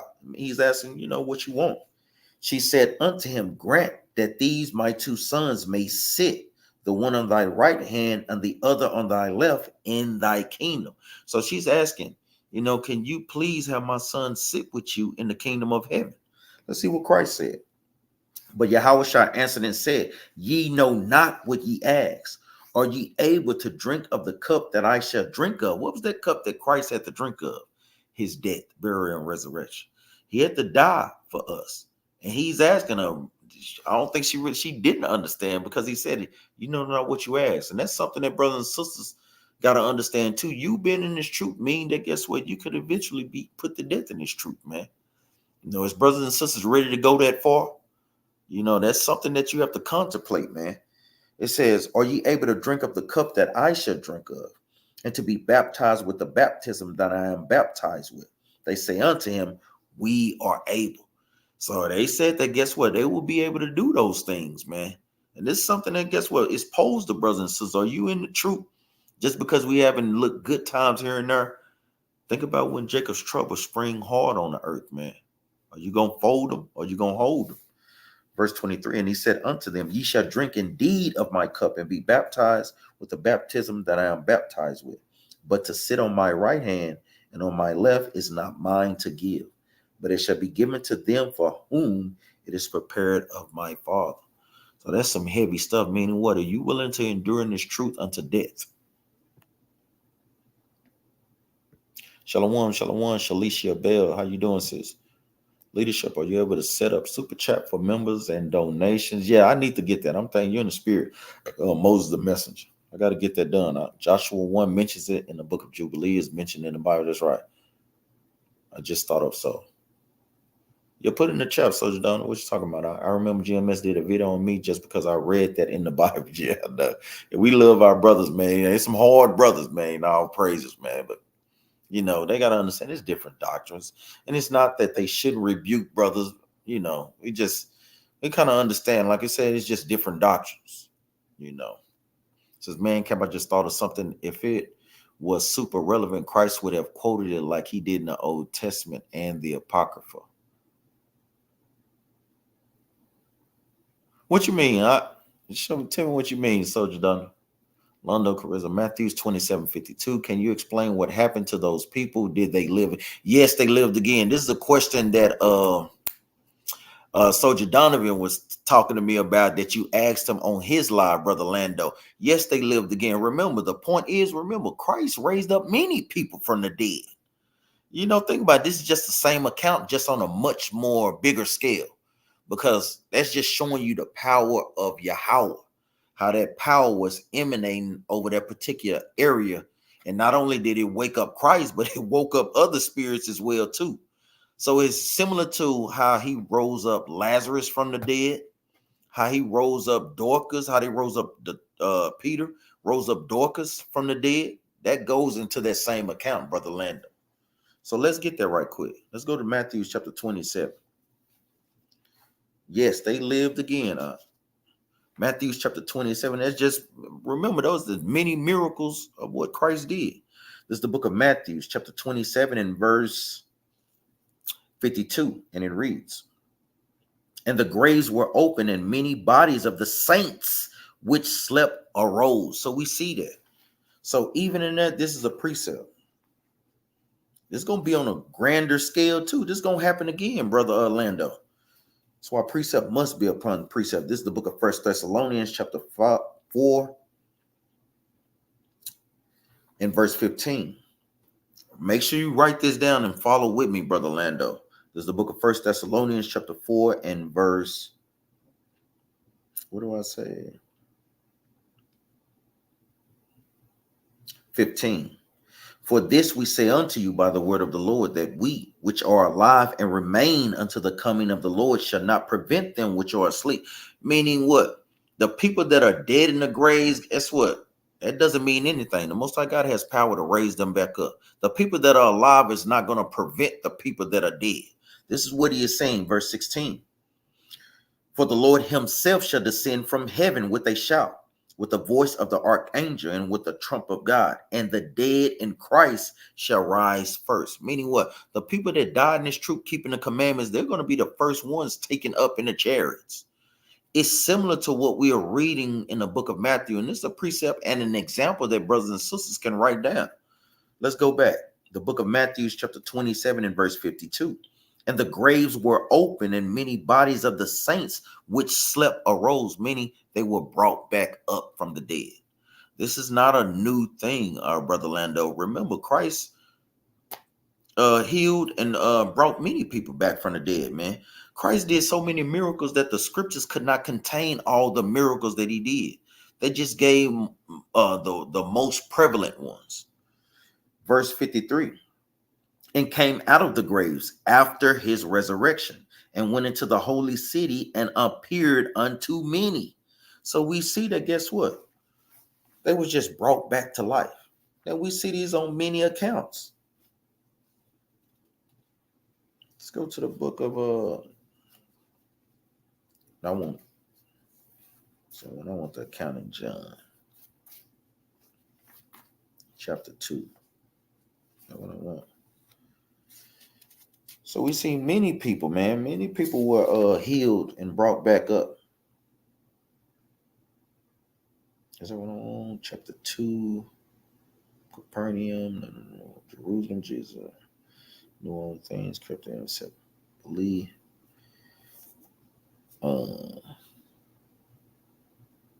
Salvation, from heaven, sin, I believe. Let me go to the book of Luke, chapter 17. While I try to find it right quick. Or 16. So yeah, that's why we have the parable of Lazarus. This is the book of Luke, chapter 16 and verse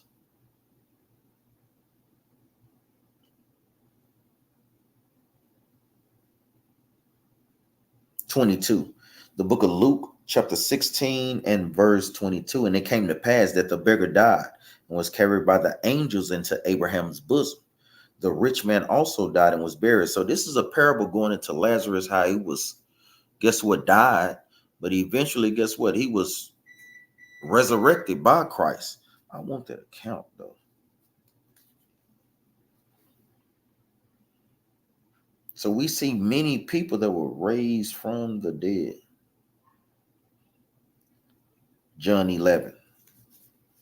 John chapter 11, real quick. This is the book of John, chapter 11 and verse 1. Now a certain man was sick named Lazarus of Bethany, the town of Mary and her sister Mary.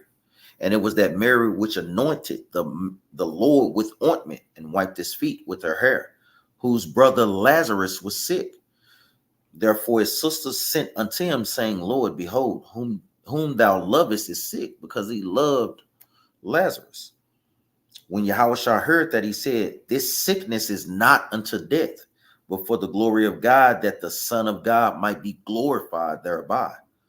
So, meaning the Most High God was basically going to use Christ to work a miracle to show his power and to show brothers and sisters that Christ was the Christ. Verse 5. Now Jesus loved Martha and her sister and Lazarus. When he had heard, therefore, that he was sick, he abode 2 days still in the same place where he was. Then after that said to his disciples, let us go into Judea again. So Christ purposely did that, just so he could raise them back up again. Verse 8, his disciples say unto him, Master, the Jews of late sought to stone thee, and goest thou hither again? Yahushua answered, are not there 12 hours in the day? If any man walk in the day, he stumbleth not, because he seeth the light of this world. Let me jump down, verse 11. These things said he, and after that he said unto them, our friend Lazarus sleepeth, but I go that I may awake him out of sleep. Sleep is Hebrew talk for what? He was dead. Verse 12, then his disciple says, Lord, if he sleep, he shall do well. Meaning if he's dead, just let him rest. You do well when you're rested, because you're free from all the troubles of the world. You at peace. Verse 13, howbeit Yahushua spake of his death, but they thought that he had spoken of taking of rest in sleep. So they didn't truly understand that he was dead. Verse 14, Then said Yahushua unto them plainly, Lazarus is dead. He had to speak plainly to him.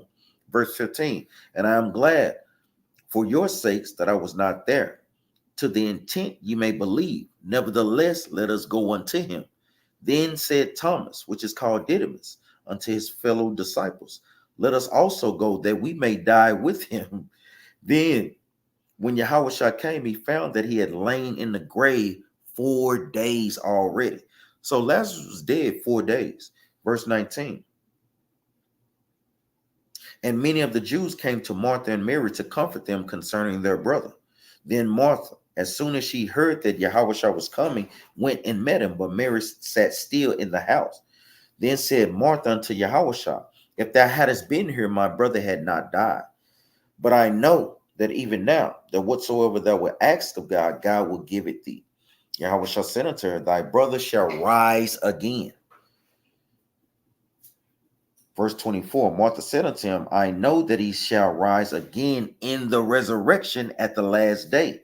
So they understood about the resurrection of the dead.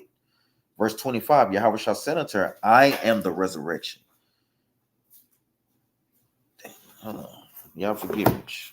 This old Bible, boy. Got some wearing church. Let us just mark that verse 25. Verse 25, Yahushua said unto her, I am the resurrection and the life. He that believeth in me, though he were dead, yet shall he live. And whosoever liveth and believeth in me shall never die. Believest thou this? She said unto him, Yea, Lord, I believe that thou art the Christ, the Son of God, which shall come into the world. And when he had so said, she went away and called Mary, her sister, secretly, saying, The master is come and calleth for thee. As soon as she heard that, she arose quickly and came unto him. Now Yahushua was not yet come into the town, but he was in that place that Martha met him. The Jews in which that was with her at the house comforted her, and saw Mary, that she rose up hastily and went out, followed her, saying, She goeth to the grave to weep. Let me get to the point. Verse 38. Yahushua therefore again groaning in himself, coming to the grave. It was a cave, and a stone lay upon it. Yahushua say, Take away the stone. Martha, the sister of him that was dead, said unto him, Lord, by this time he stinketh, for he had been dead 4 days. Yahushua said unto her, Say not unto thee, that if thou wouldest believe, thou shouldest see the glory of God. Jump down.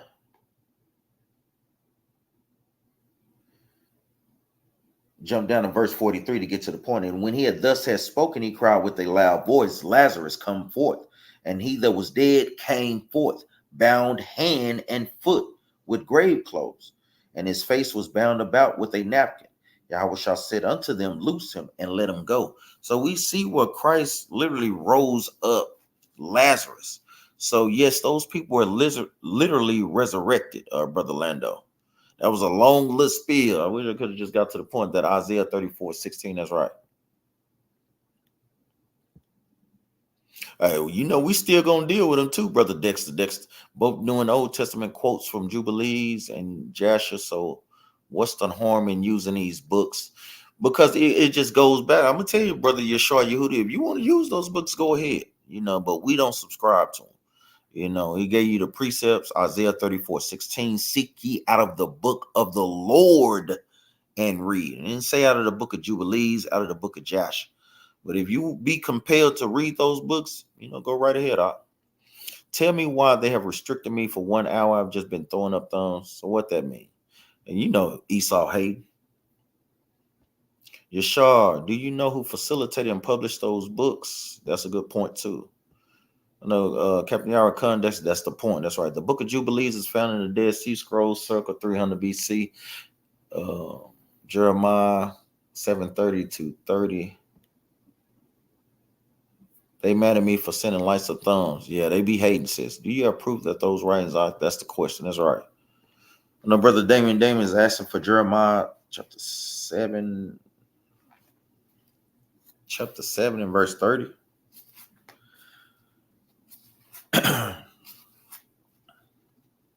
This is the book of Jeremiah, chapter 7 and verse 30.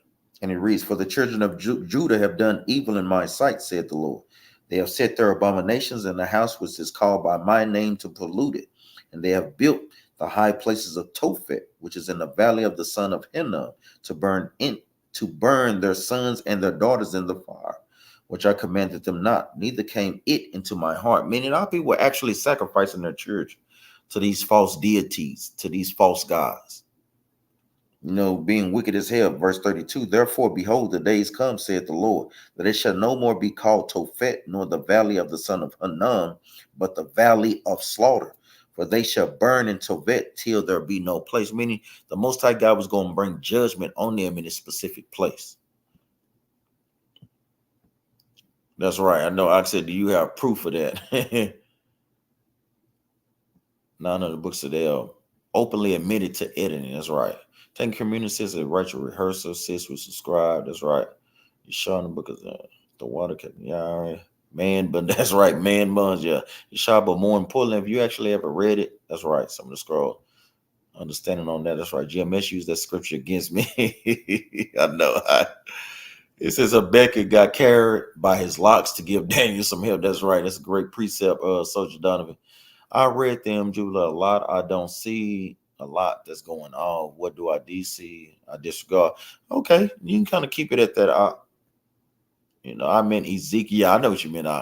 Ezekiel chapter 8 took him by a lock of his hair. That's fine, brother Shabbat. I just don't deal with that. That's right. Subscribe. Cool. It says man came out of the woods, half of their body like a bear. That's right. What verse? Half bear. So 1 second, chapter 36, verse 31. It's on years half bear. It says the war when the 2/3 was deceived.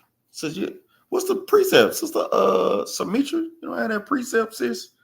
And I know you're talking about breakdown of Revelation, but I'm like, what point? I think you're talking about Revelations chapter 12, if I'm not mistaken. Let's get there right quick. But I know I kind of just explained it, though. Or do I need to further explain it? So what did you want to know again, Sister Samitra? Was it a war between Satan? Remember, Satan is an employee of the Most High. So Satan's not going to be fighting. Lucifer makes reference to the so-called white man, the light bringer.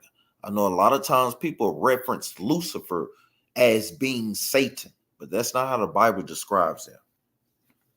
Lucifer is making reference to Esau. This is the book of Revelations, chapter 12, and verse 3. And it reads, and there appeared another wonder in heaven, and behold, a great red dragon, having 7 heads and 10 horns and 7 crowns upon his head. So we see another great war in heaven. This is not talking about where the Most High God dwells. Heaven is made reference to, guess what? A place on earth. Let's prove that. Make sure you write these precepts down, Sister Samitra, because I know a lot of times that's what hang a lot of people up, not understanding what context or what definition of heaven is in context with that scripture. Let's go to the book of Lamentations, chapter 2. So let's show you that, guess what? Heaven is referred to as rulership of the planet Earth. This is the book of Lamentations, chapter 2 and verse 2. And it reads, the Lord has swallowed up all the inhabitants of Jacob and had not pity. He had thrown down in his wrath the strongholds of the daughter of Judah. He had brought them down to the ground. He had polluted the kingdom of the princes thereof. Let me jump up to verse 1. How had the Lord covered the daughter of Zion with a cloud in his anger, and cast down from heaven unto the earth the beauty of Israel, and remembered not his footstep in the day of his anger. Meaning what? When we broke God's commandments, he took heaven from us, meaning rulership of the planet earth away from us. That's always the judgments. So you have to understand the context in which heaven is being used. We know from process of elimination that ain't no war gonna be up there with the Most High. He's too powerful for that, to let angels come against him or to let people invade his territory. No, that war that is talking about in that heaven is going to be taking place on earth. This is the book of Revelation, chapter 12 and verse 3. And there appeared another wonder in heaven, and behold, a great red dragon. Who did this dragon represent? A lot of times people think it's literally a red dragon coming out breathing fire. No, this dragon represents the Edomite or Caucasian empires on the earth. Greece, Rome, Spain, Great Britain, Russia, Germany. These are all the 7 major Edomite empires. So they're basically going to do what? Fight against Christ. Verse 3 again from the top. And there appeared another wonder in heaven, and behold, a great red dragon. Why does it say red dragon? Think about the attributes of a dragon. It destroys and burns up everything. Now think about the characteristics of the race of Caucasians. They have nothing but proliferated death and destruction on the planet Earth. Drop nuclear bombs on nations. Put whole nations of people in captivity. The Atlantic slave trade, the destruction of the Taino Indians, the conquest of the Americas. Think about these things. That's what the Most High God is, John the Revelator, giving them the analogies, because they are a fierce and destroying nation of people. It says, and there appeared another wonder in heaven, and behold, a great red dragon, symbolizing what? Esau, how he came out red. It says, having 7 heads and 10 horns. The 7 heads represents the 7 Edomite empires. The 10 horns represents the what? The 10 common markets of Europe. These nations, or NATO, like how we bring it up to today, these people are basically going to what? Try and fight against Christ. This is what this is making reference to, sis. And 7 crowns upon his head. So I know this is going into that. Let me jump down. Verse 7. And there was war in heaven. Michael and his angels fought against the dragon, and the dragon and his angels fought. Meaning, this is just continuing from verse 3. Now it's talking about the archangel Michael, meaning when Christ coming to fight, he's coming with thousands upon thousands of angels, and they coming to fight against this kingdom of America and the powers that be that rule this earth. That's what verse 7 is going into, sis. It's speaking in a similitude and an analogy, but this is actually going to take place on earth. Sprinkling of holy water, good practice. No, we don't see that in the scriptures. You can anoint yourself with oil. That's what the scriptures do talk about. Our neighbor says, Dexter, the Bible also mentions lion-like men, unicorn. Those are similitudes, brother Yeshua Yehuda. Those are similitudes. The Most High God, when it talks about unicorns, you look this up. It's making reference to a rhinoceros, not an actual mythical creature. When it talks about lion-like men, meaning these men were fierce men, meaning they could fight good. When it talks about 2 lion-like men of Moab, not that they were actually lions, because the Bible doesn't deal in bestiality. When you read the book of 1 Corinthians chapter 15, verse 30 and on down, it tells you that men flesh is not the same as animal flesh. So it's no mixed half man, half beast people living on the earth. So no, that's the wrong understanding of. Yeah, the Bible doesn't speak about that. Not especially not sirens. That's right. That's exactly right, brother. Lamar got it. It's speaking of the strength of men. That's right.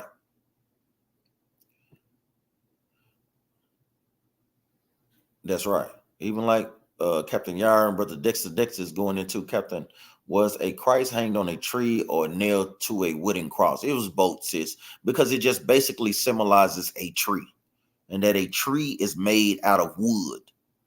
So it could be either or. Now, we know during the time of the Roman captivities, when you go back and research these things, it was basically, instead of a T, it was basically they would crucify people on what they would, 2 trees in an X form. So yes, it was a tree. And I know a lot of times people think hanging from a tree, but you have to understand capital punishments during the time of Rome.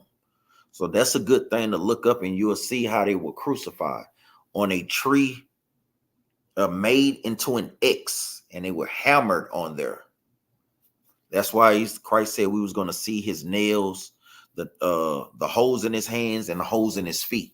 literally giving us an example and giving us proof that he is the Christ. Sister Clever Lord, shalom. Oh, shalom, sis. Who the sons of thunder? Somebody was asking that, Captain Yar. The sons of Zebedee. So would the cross of Christ be some going against what Christ and Paul's taught? To an extent, but remember, it's also just basically going into, are you going to be in this truth, even if it means you die? Remember, that cross represents what? Death. That's what that cross represents. Meaning, are you going to endure in this truth, even if it means your life is put on the line? Because Christ taught us that, guess what? Some of us are going to have to die. Going into the chief elders and Pharisees. So there is a truce with the 5 percenters and who? I don't know what you mean by that, Joseph Santana. I was talking about Jasher and Enoch and those books count. Oh, but okay. All praise God. Says like Egypt and Iraq. Did I miss some? I don't think I did.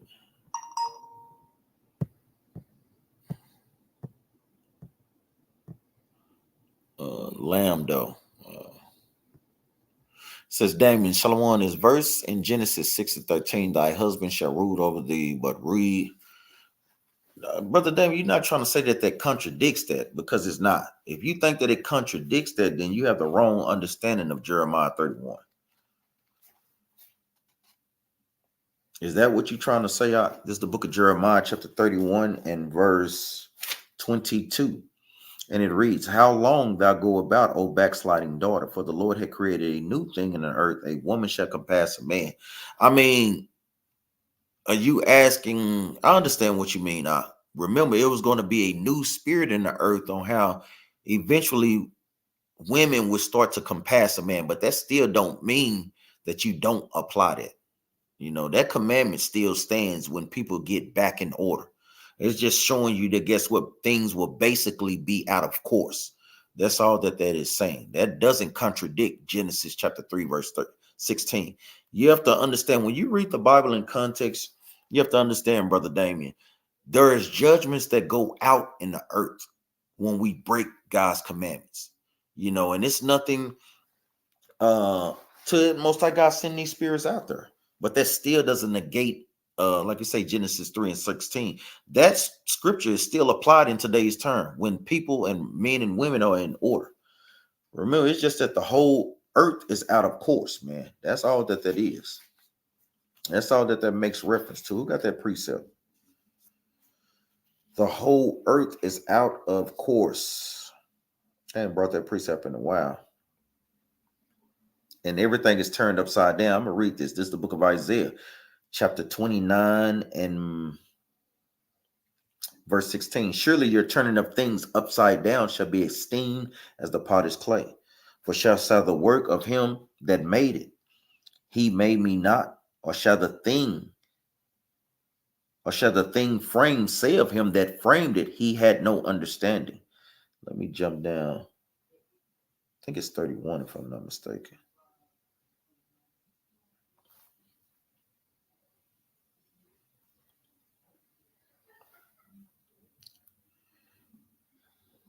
Somebody find that precept for me.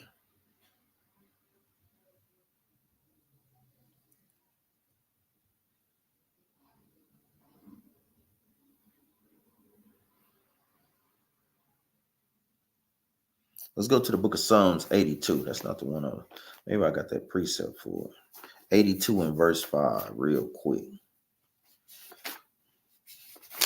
This is the book of Psalms, chapter 82 and verse 5. Yeah, that's right. I thought it was another precept in Isaiah. This is the book of Psalms, chapter 82 and verse 5. They know not, neither will they understand. They walk on in darkness. All the foundations of the earth are out of course. And that stems, Brother Damien, for the earth being out of course, for us not keeping the laws, statutes, and commandments. That's all that's a product of. Says all except David and Hezekiah, that's right, were defective. They so forsook, that's right. You shall put the blood of the lamb over your house, but it does not mean death shall pass you. Well, no, it does. I mean, if you do, that's what the Most High God said that saved us during that time. So that don't go against that. Yeah, I guess he was trying to say that it seemed like it contradicted it, but he didn't have the right understanding. That's going into deers, not literally. You have to look these things, man. Brother Yeshua, if you put that diligence into, going into etymologies of words, like how you doing like the book of Joshua and all those different books, you'll find out what that really means. Satyrs is just going into a type of deer. Not that it's a half man, half deer, not that. That's not the understanding. What we doing in the Middle East? Who is we? Are you making reference to America? Because if you're making reference to America, that excludes us. We not American, brother. So they over there in the Middle East because the Most High God is bringing all nations over there to the Valley of Jehoshaphat, meaning the Valley of Decision. It's Yeshua, brother Aaron. If you want to say Yeshua, hey, all means, brother. So there are grades of chain lines that y'all truce is overseen with the Nation of Islam. Well, we have no beef with the Nation of Islam, brother. We tell them for our people that is in there that is not the way. Meetings in the Masonic lounges, we don't do that, brother. That's idolatry. Following what holes, brother Joseph? We don't understand. That John 11 is a good read. It is. The book of Jubilees, chapter 7. Make it more plain, brother Joseph. John 5 talks about what happened on the day of Shabbat. We need a school in Jamaica. Yeah, we know. Shoot, Lord, get us more established, man.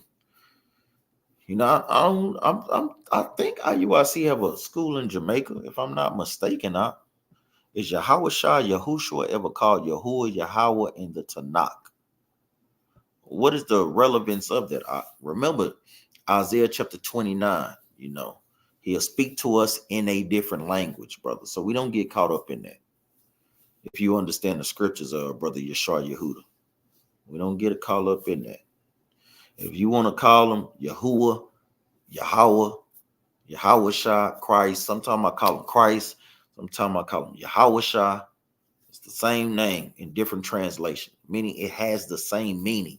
It's going into different transliterations. Damien, Ezekiel 38, one gonna break down. All praise to Samitra. Yeah, like I said, we have a video. I did many classes on a breakdown, an extensive breakdown of Revelation chapter 12, sis. Talking about an extensive one, sis. You said the book of Ezekiel 38. From what verse 1 to 9. Ezekiel 38, verse 1 to 9 is going into Russia. How the Most High God is going to bring judgment on Russia. Make reference to Gog and that leader, Gog and Magog. Gog is that leader of that particular landmass, and Magog is the name. Magog is the ancient name for Russia or that particular landmass area. So this is all that this is going in from verses 1 on down to 9.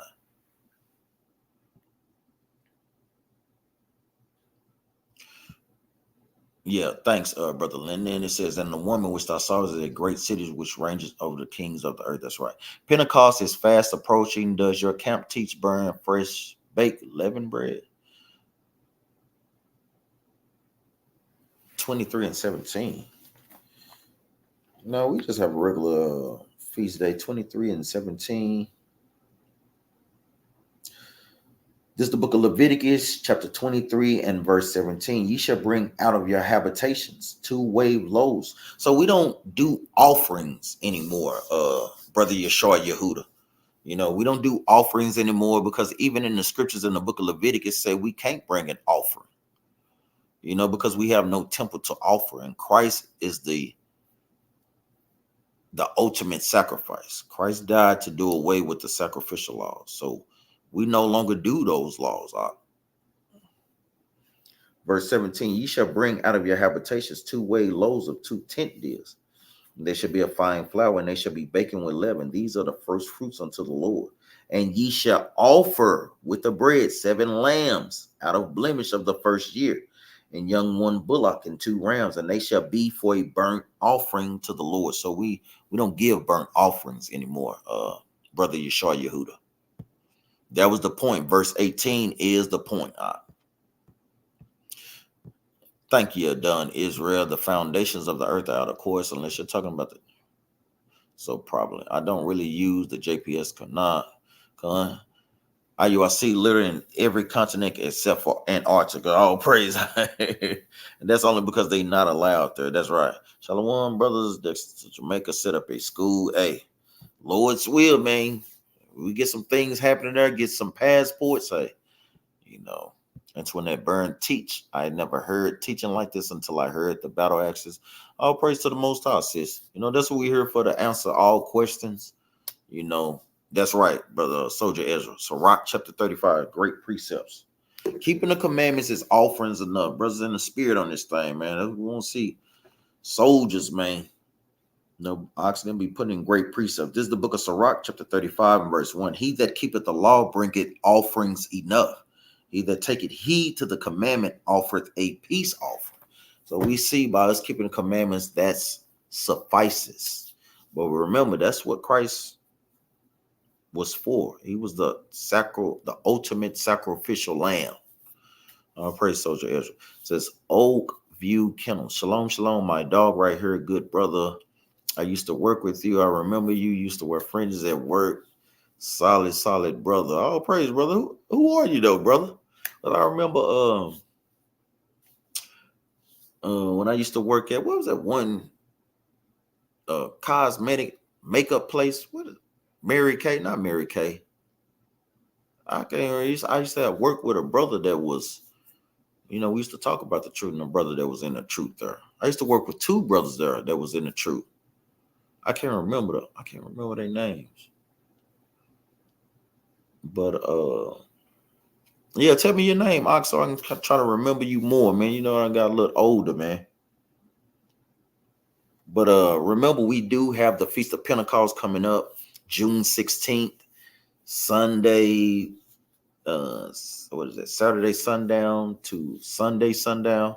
So make sure brothers and sisters are getting prepared. Remember, that's one of the 3 high holy days we're commanded to keep: Passover, Feast of Unleavened Bread, Tabernacles, and the Feast of Pentecost. So we want to make sure that we do keep those things and make arrangements to keep it. Sister Antoinette Bird, do you have any questions, sis? About, are you new in this truth, sis? Like we said, that's what these classes are for. You said that's Juneteenth. What's Juneteenth? Feast of Pentecost? We be only time we really only keep up with these holidays when we know.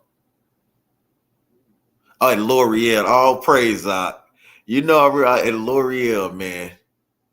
Man, you gotta come to the school, man. How you been, man? I could have sworn.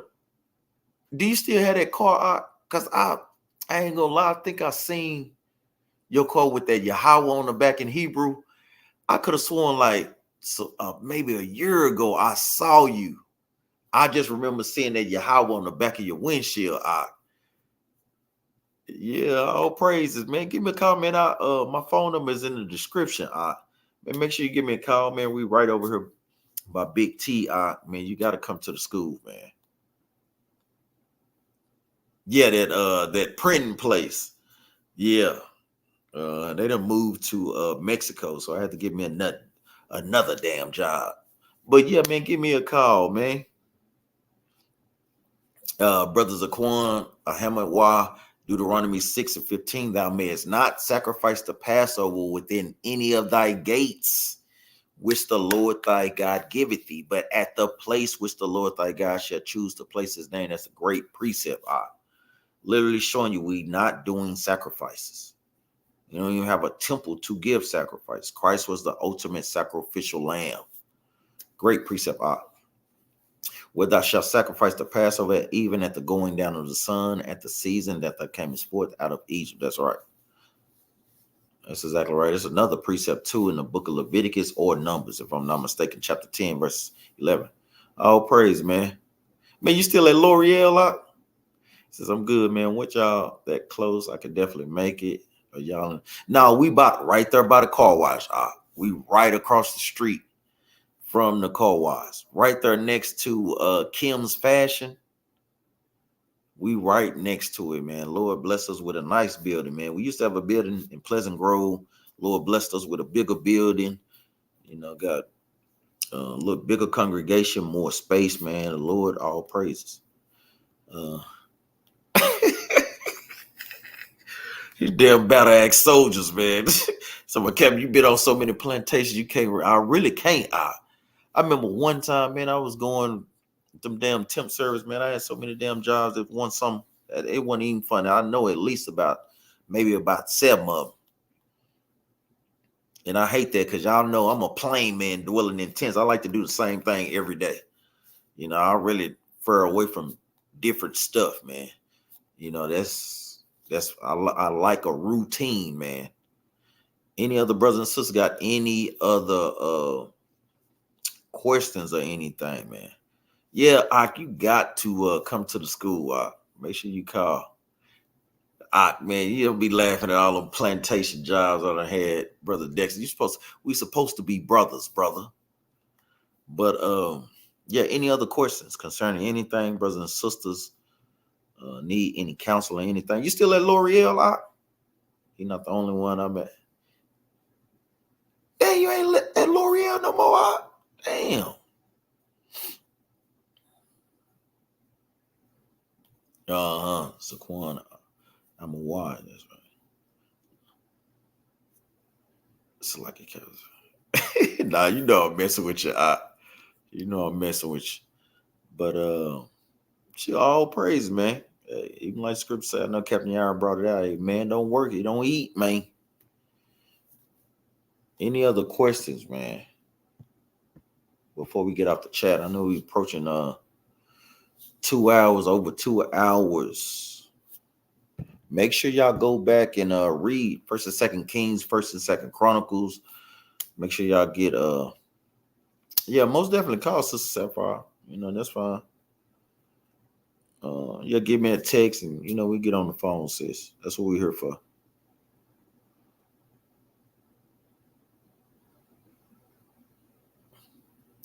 Like I say,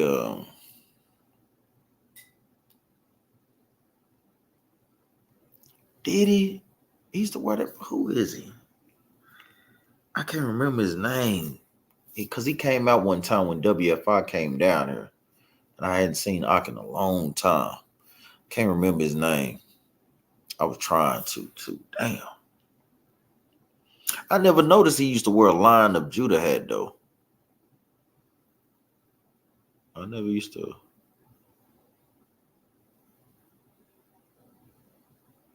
Yeah, he used to drive the forklift. I never knew. Damn, what is his name? Getting old, man. I can't remember. It was right there. The light-skinned brother. I cannot remember. Yashar. It wasn't. Yamir. That's what his name was. Yamir. Says when you first came into the truth, y'all was the one of the camps that I first started learning from. Love you, brothers. Same here. All praise, man. All praise to the Most High. Like you say, shoot, if you in town anytime, ain't no damn Johnny. Damn, say, man, I'm gonna tell you, man, these battle axes, man, these brothers is a joy to be around, man. These brothers is something else. You get Officer Yaakov to my Johnny. I don't know no damn Johnny.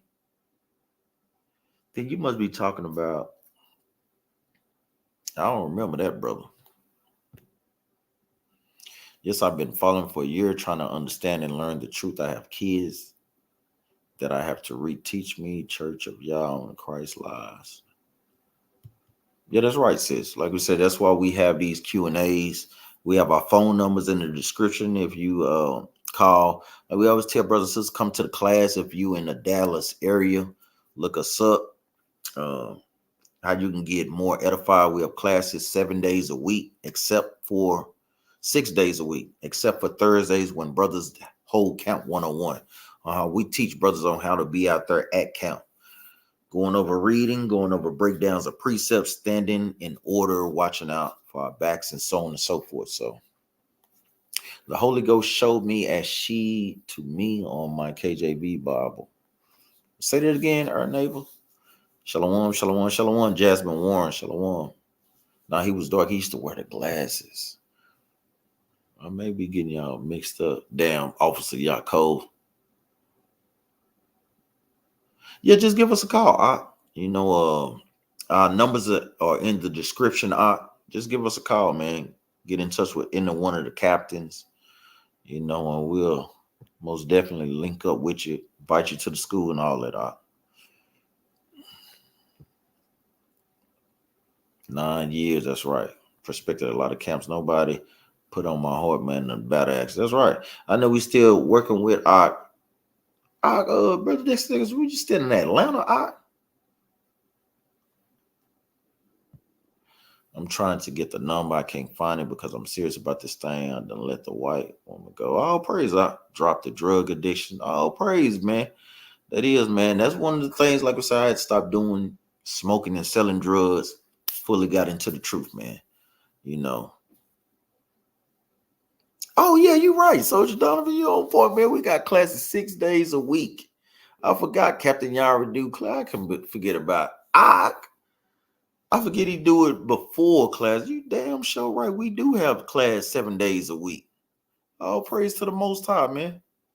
You damn sure right. You sure right. We do got class 7 days a week. So it's no way that brothers and sisters ain't watching those classes to stay in the spirit each and every day. Yeah, thank you, Soldier Ezra. You're talking about 7 days. Really? Ain't no really. It is 7 days. I was wrong.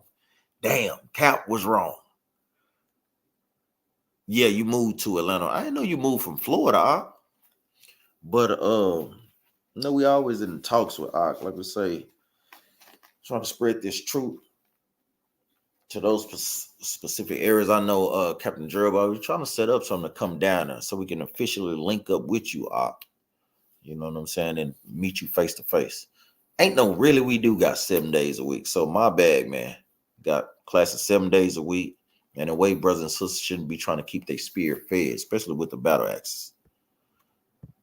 Like that, with that, we give our honor and praises to the Most High and to His Son Yahushua. Make sure brothers and sisters stand in spirit. Share, like these videos, man. Help us, pick up through the algorithm, man. This is important for brothers and sisters and for the world, for these classes to reach our people. You don't see Christians holding Q&A classes, man. You don't see those things, man. You don't see that. It says Holy Ghost is a she according to my Bible, but I can't find the scriptures in. I'm gonna tell you because it ain't in our neighbor. When you read in the book of John, chapter 14, he shall teach you all things.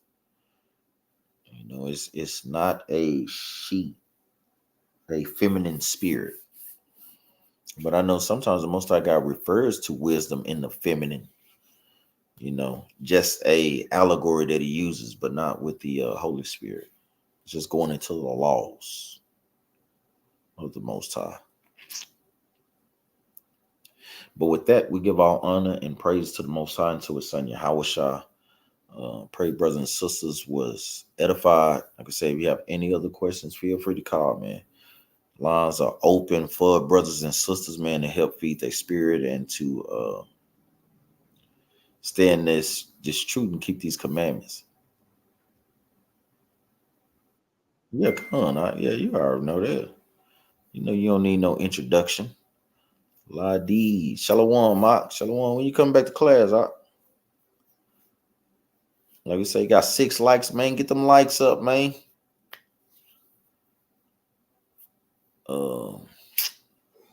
We always tell brothers and sisters to keep the law, so we always like to bring out a law. Let's go back to the opening law that we brought out. Soldier Donner was in the spirit with that make breads to the Queen of Heaven. I totally forgot about that one. That's in the spirit. Iron sharpen iron. Let's go back to the Leviticus. I'm already right here, man. That's the spirit. That's right, Soldier Renault. This is the book of Leviticus, chapter 20 and verse 23. And ye shall not walk in the manners of the nation. That means not abstaining from Mother's Day, Father's Day,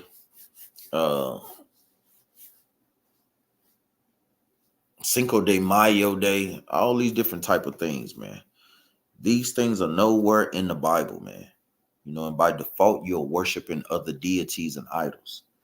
It says, and ye shall not walk in the manners of the nation, which I cast out before you. For they committed all these things. And that's what they do today. They commit these things. Those laws are for them, not for us. It says, and therefore I abhorred them. So when we partake in those things, how do you think that the Most High God feel about us? He abhors us too for following in these ways when he has given us the best ways ever. You know, it says, I wish that I was out there, lost my sons to this world, but I have two I want to save. My daughters, no male role models. Yeah, and we hate that for sisters, man. You know, that's why us setting up these schools in these many different areas is pivotal, especially where our people are. You know, so our people can learn some type of structure and spiritual structure that the Bible gives us, man. So, hey, throw up those prayers for Israel as the whole. Pray that the Most High God, establishing the 144,000 as we speak, man. And pray for the destruction of this kingdom, man. And with that, say Shalom, Israel. All praise to Yahweh, Bahashem, Yahweh Shah. Shalom.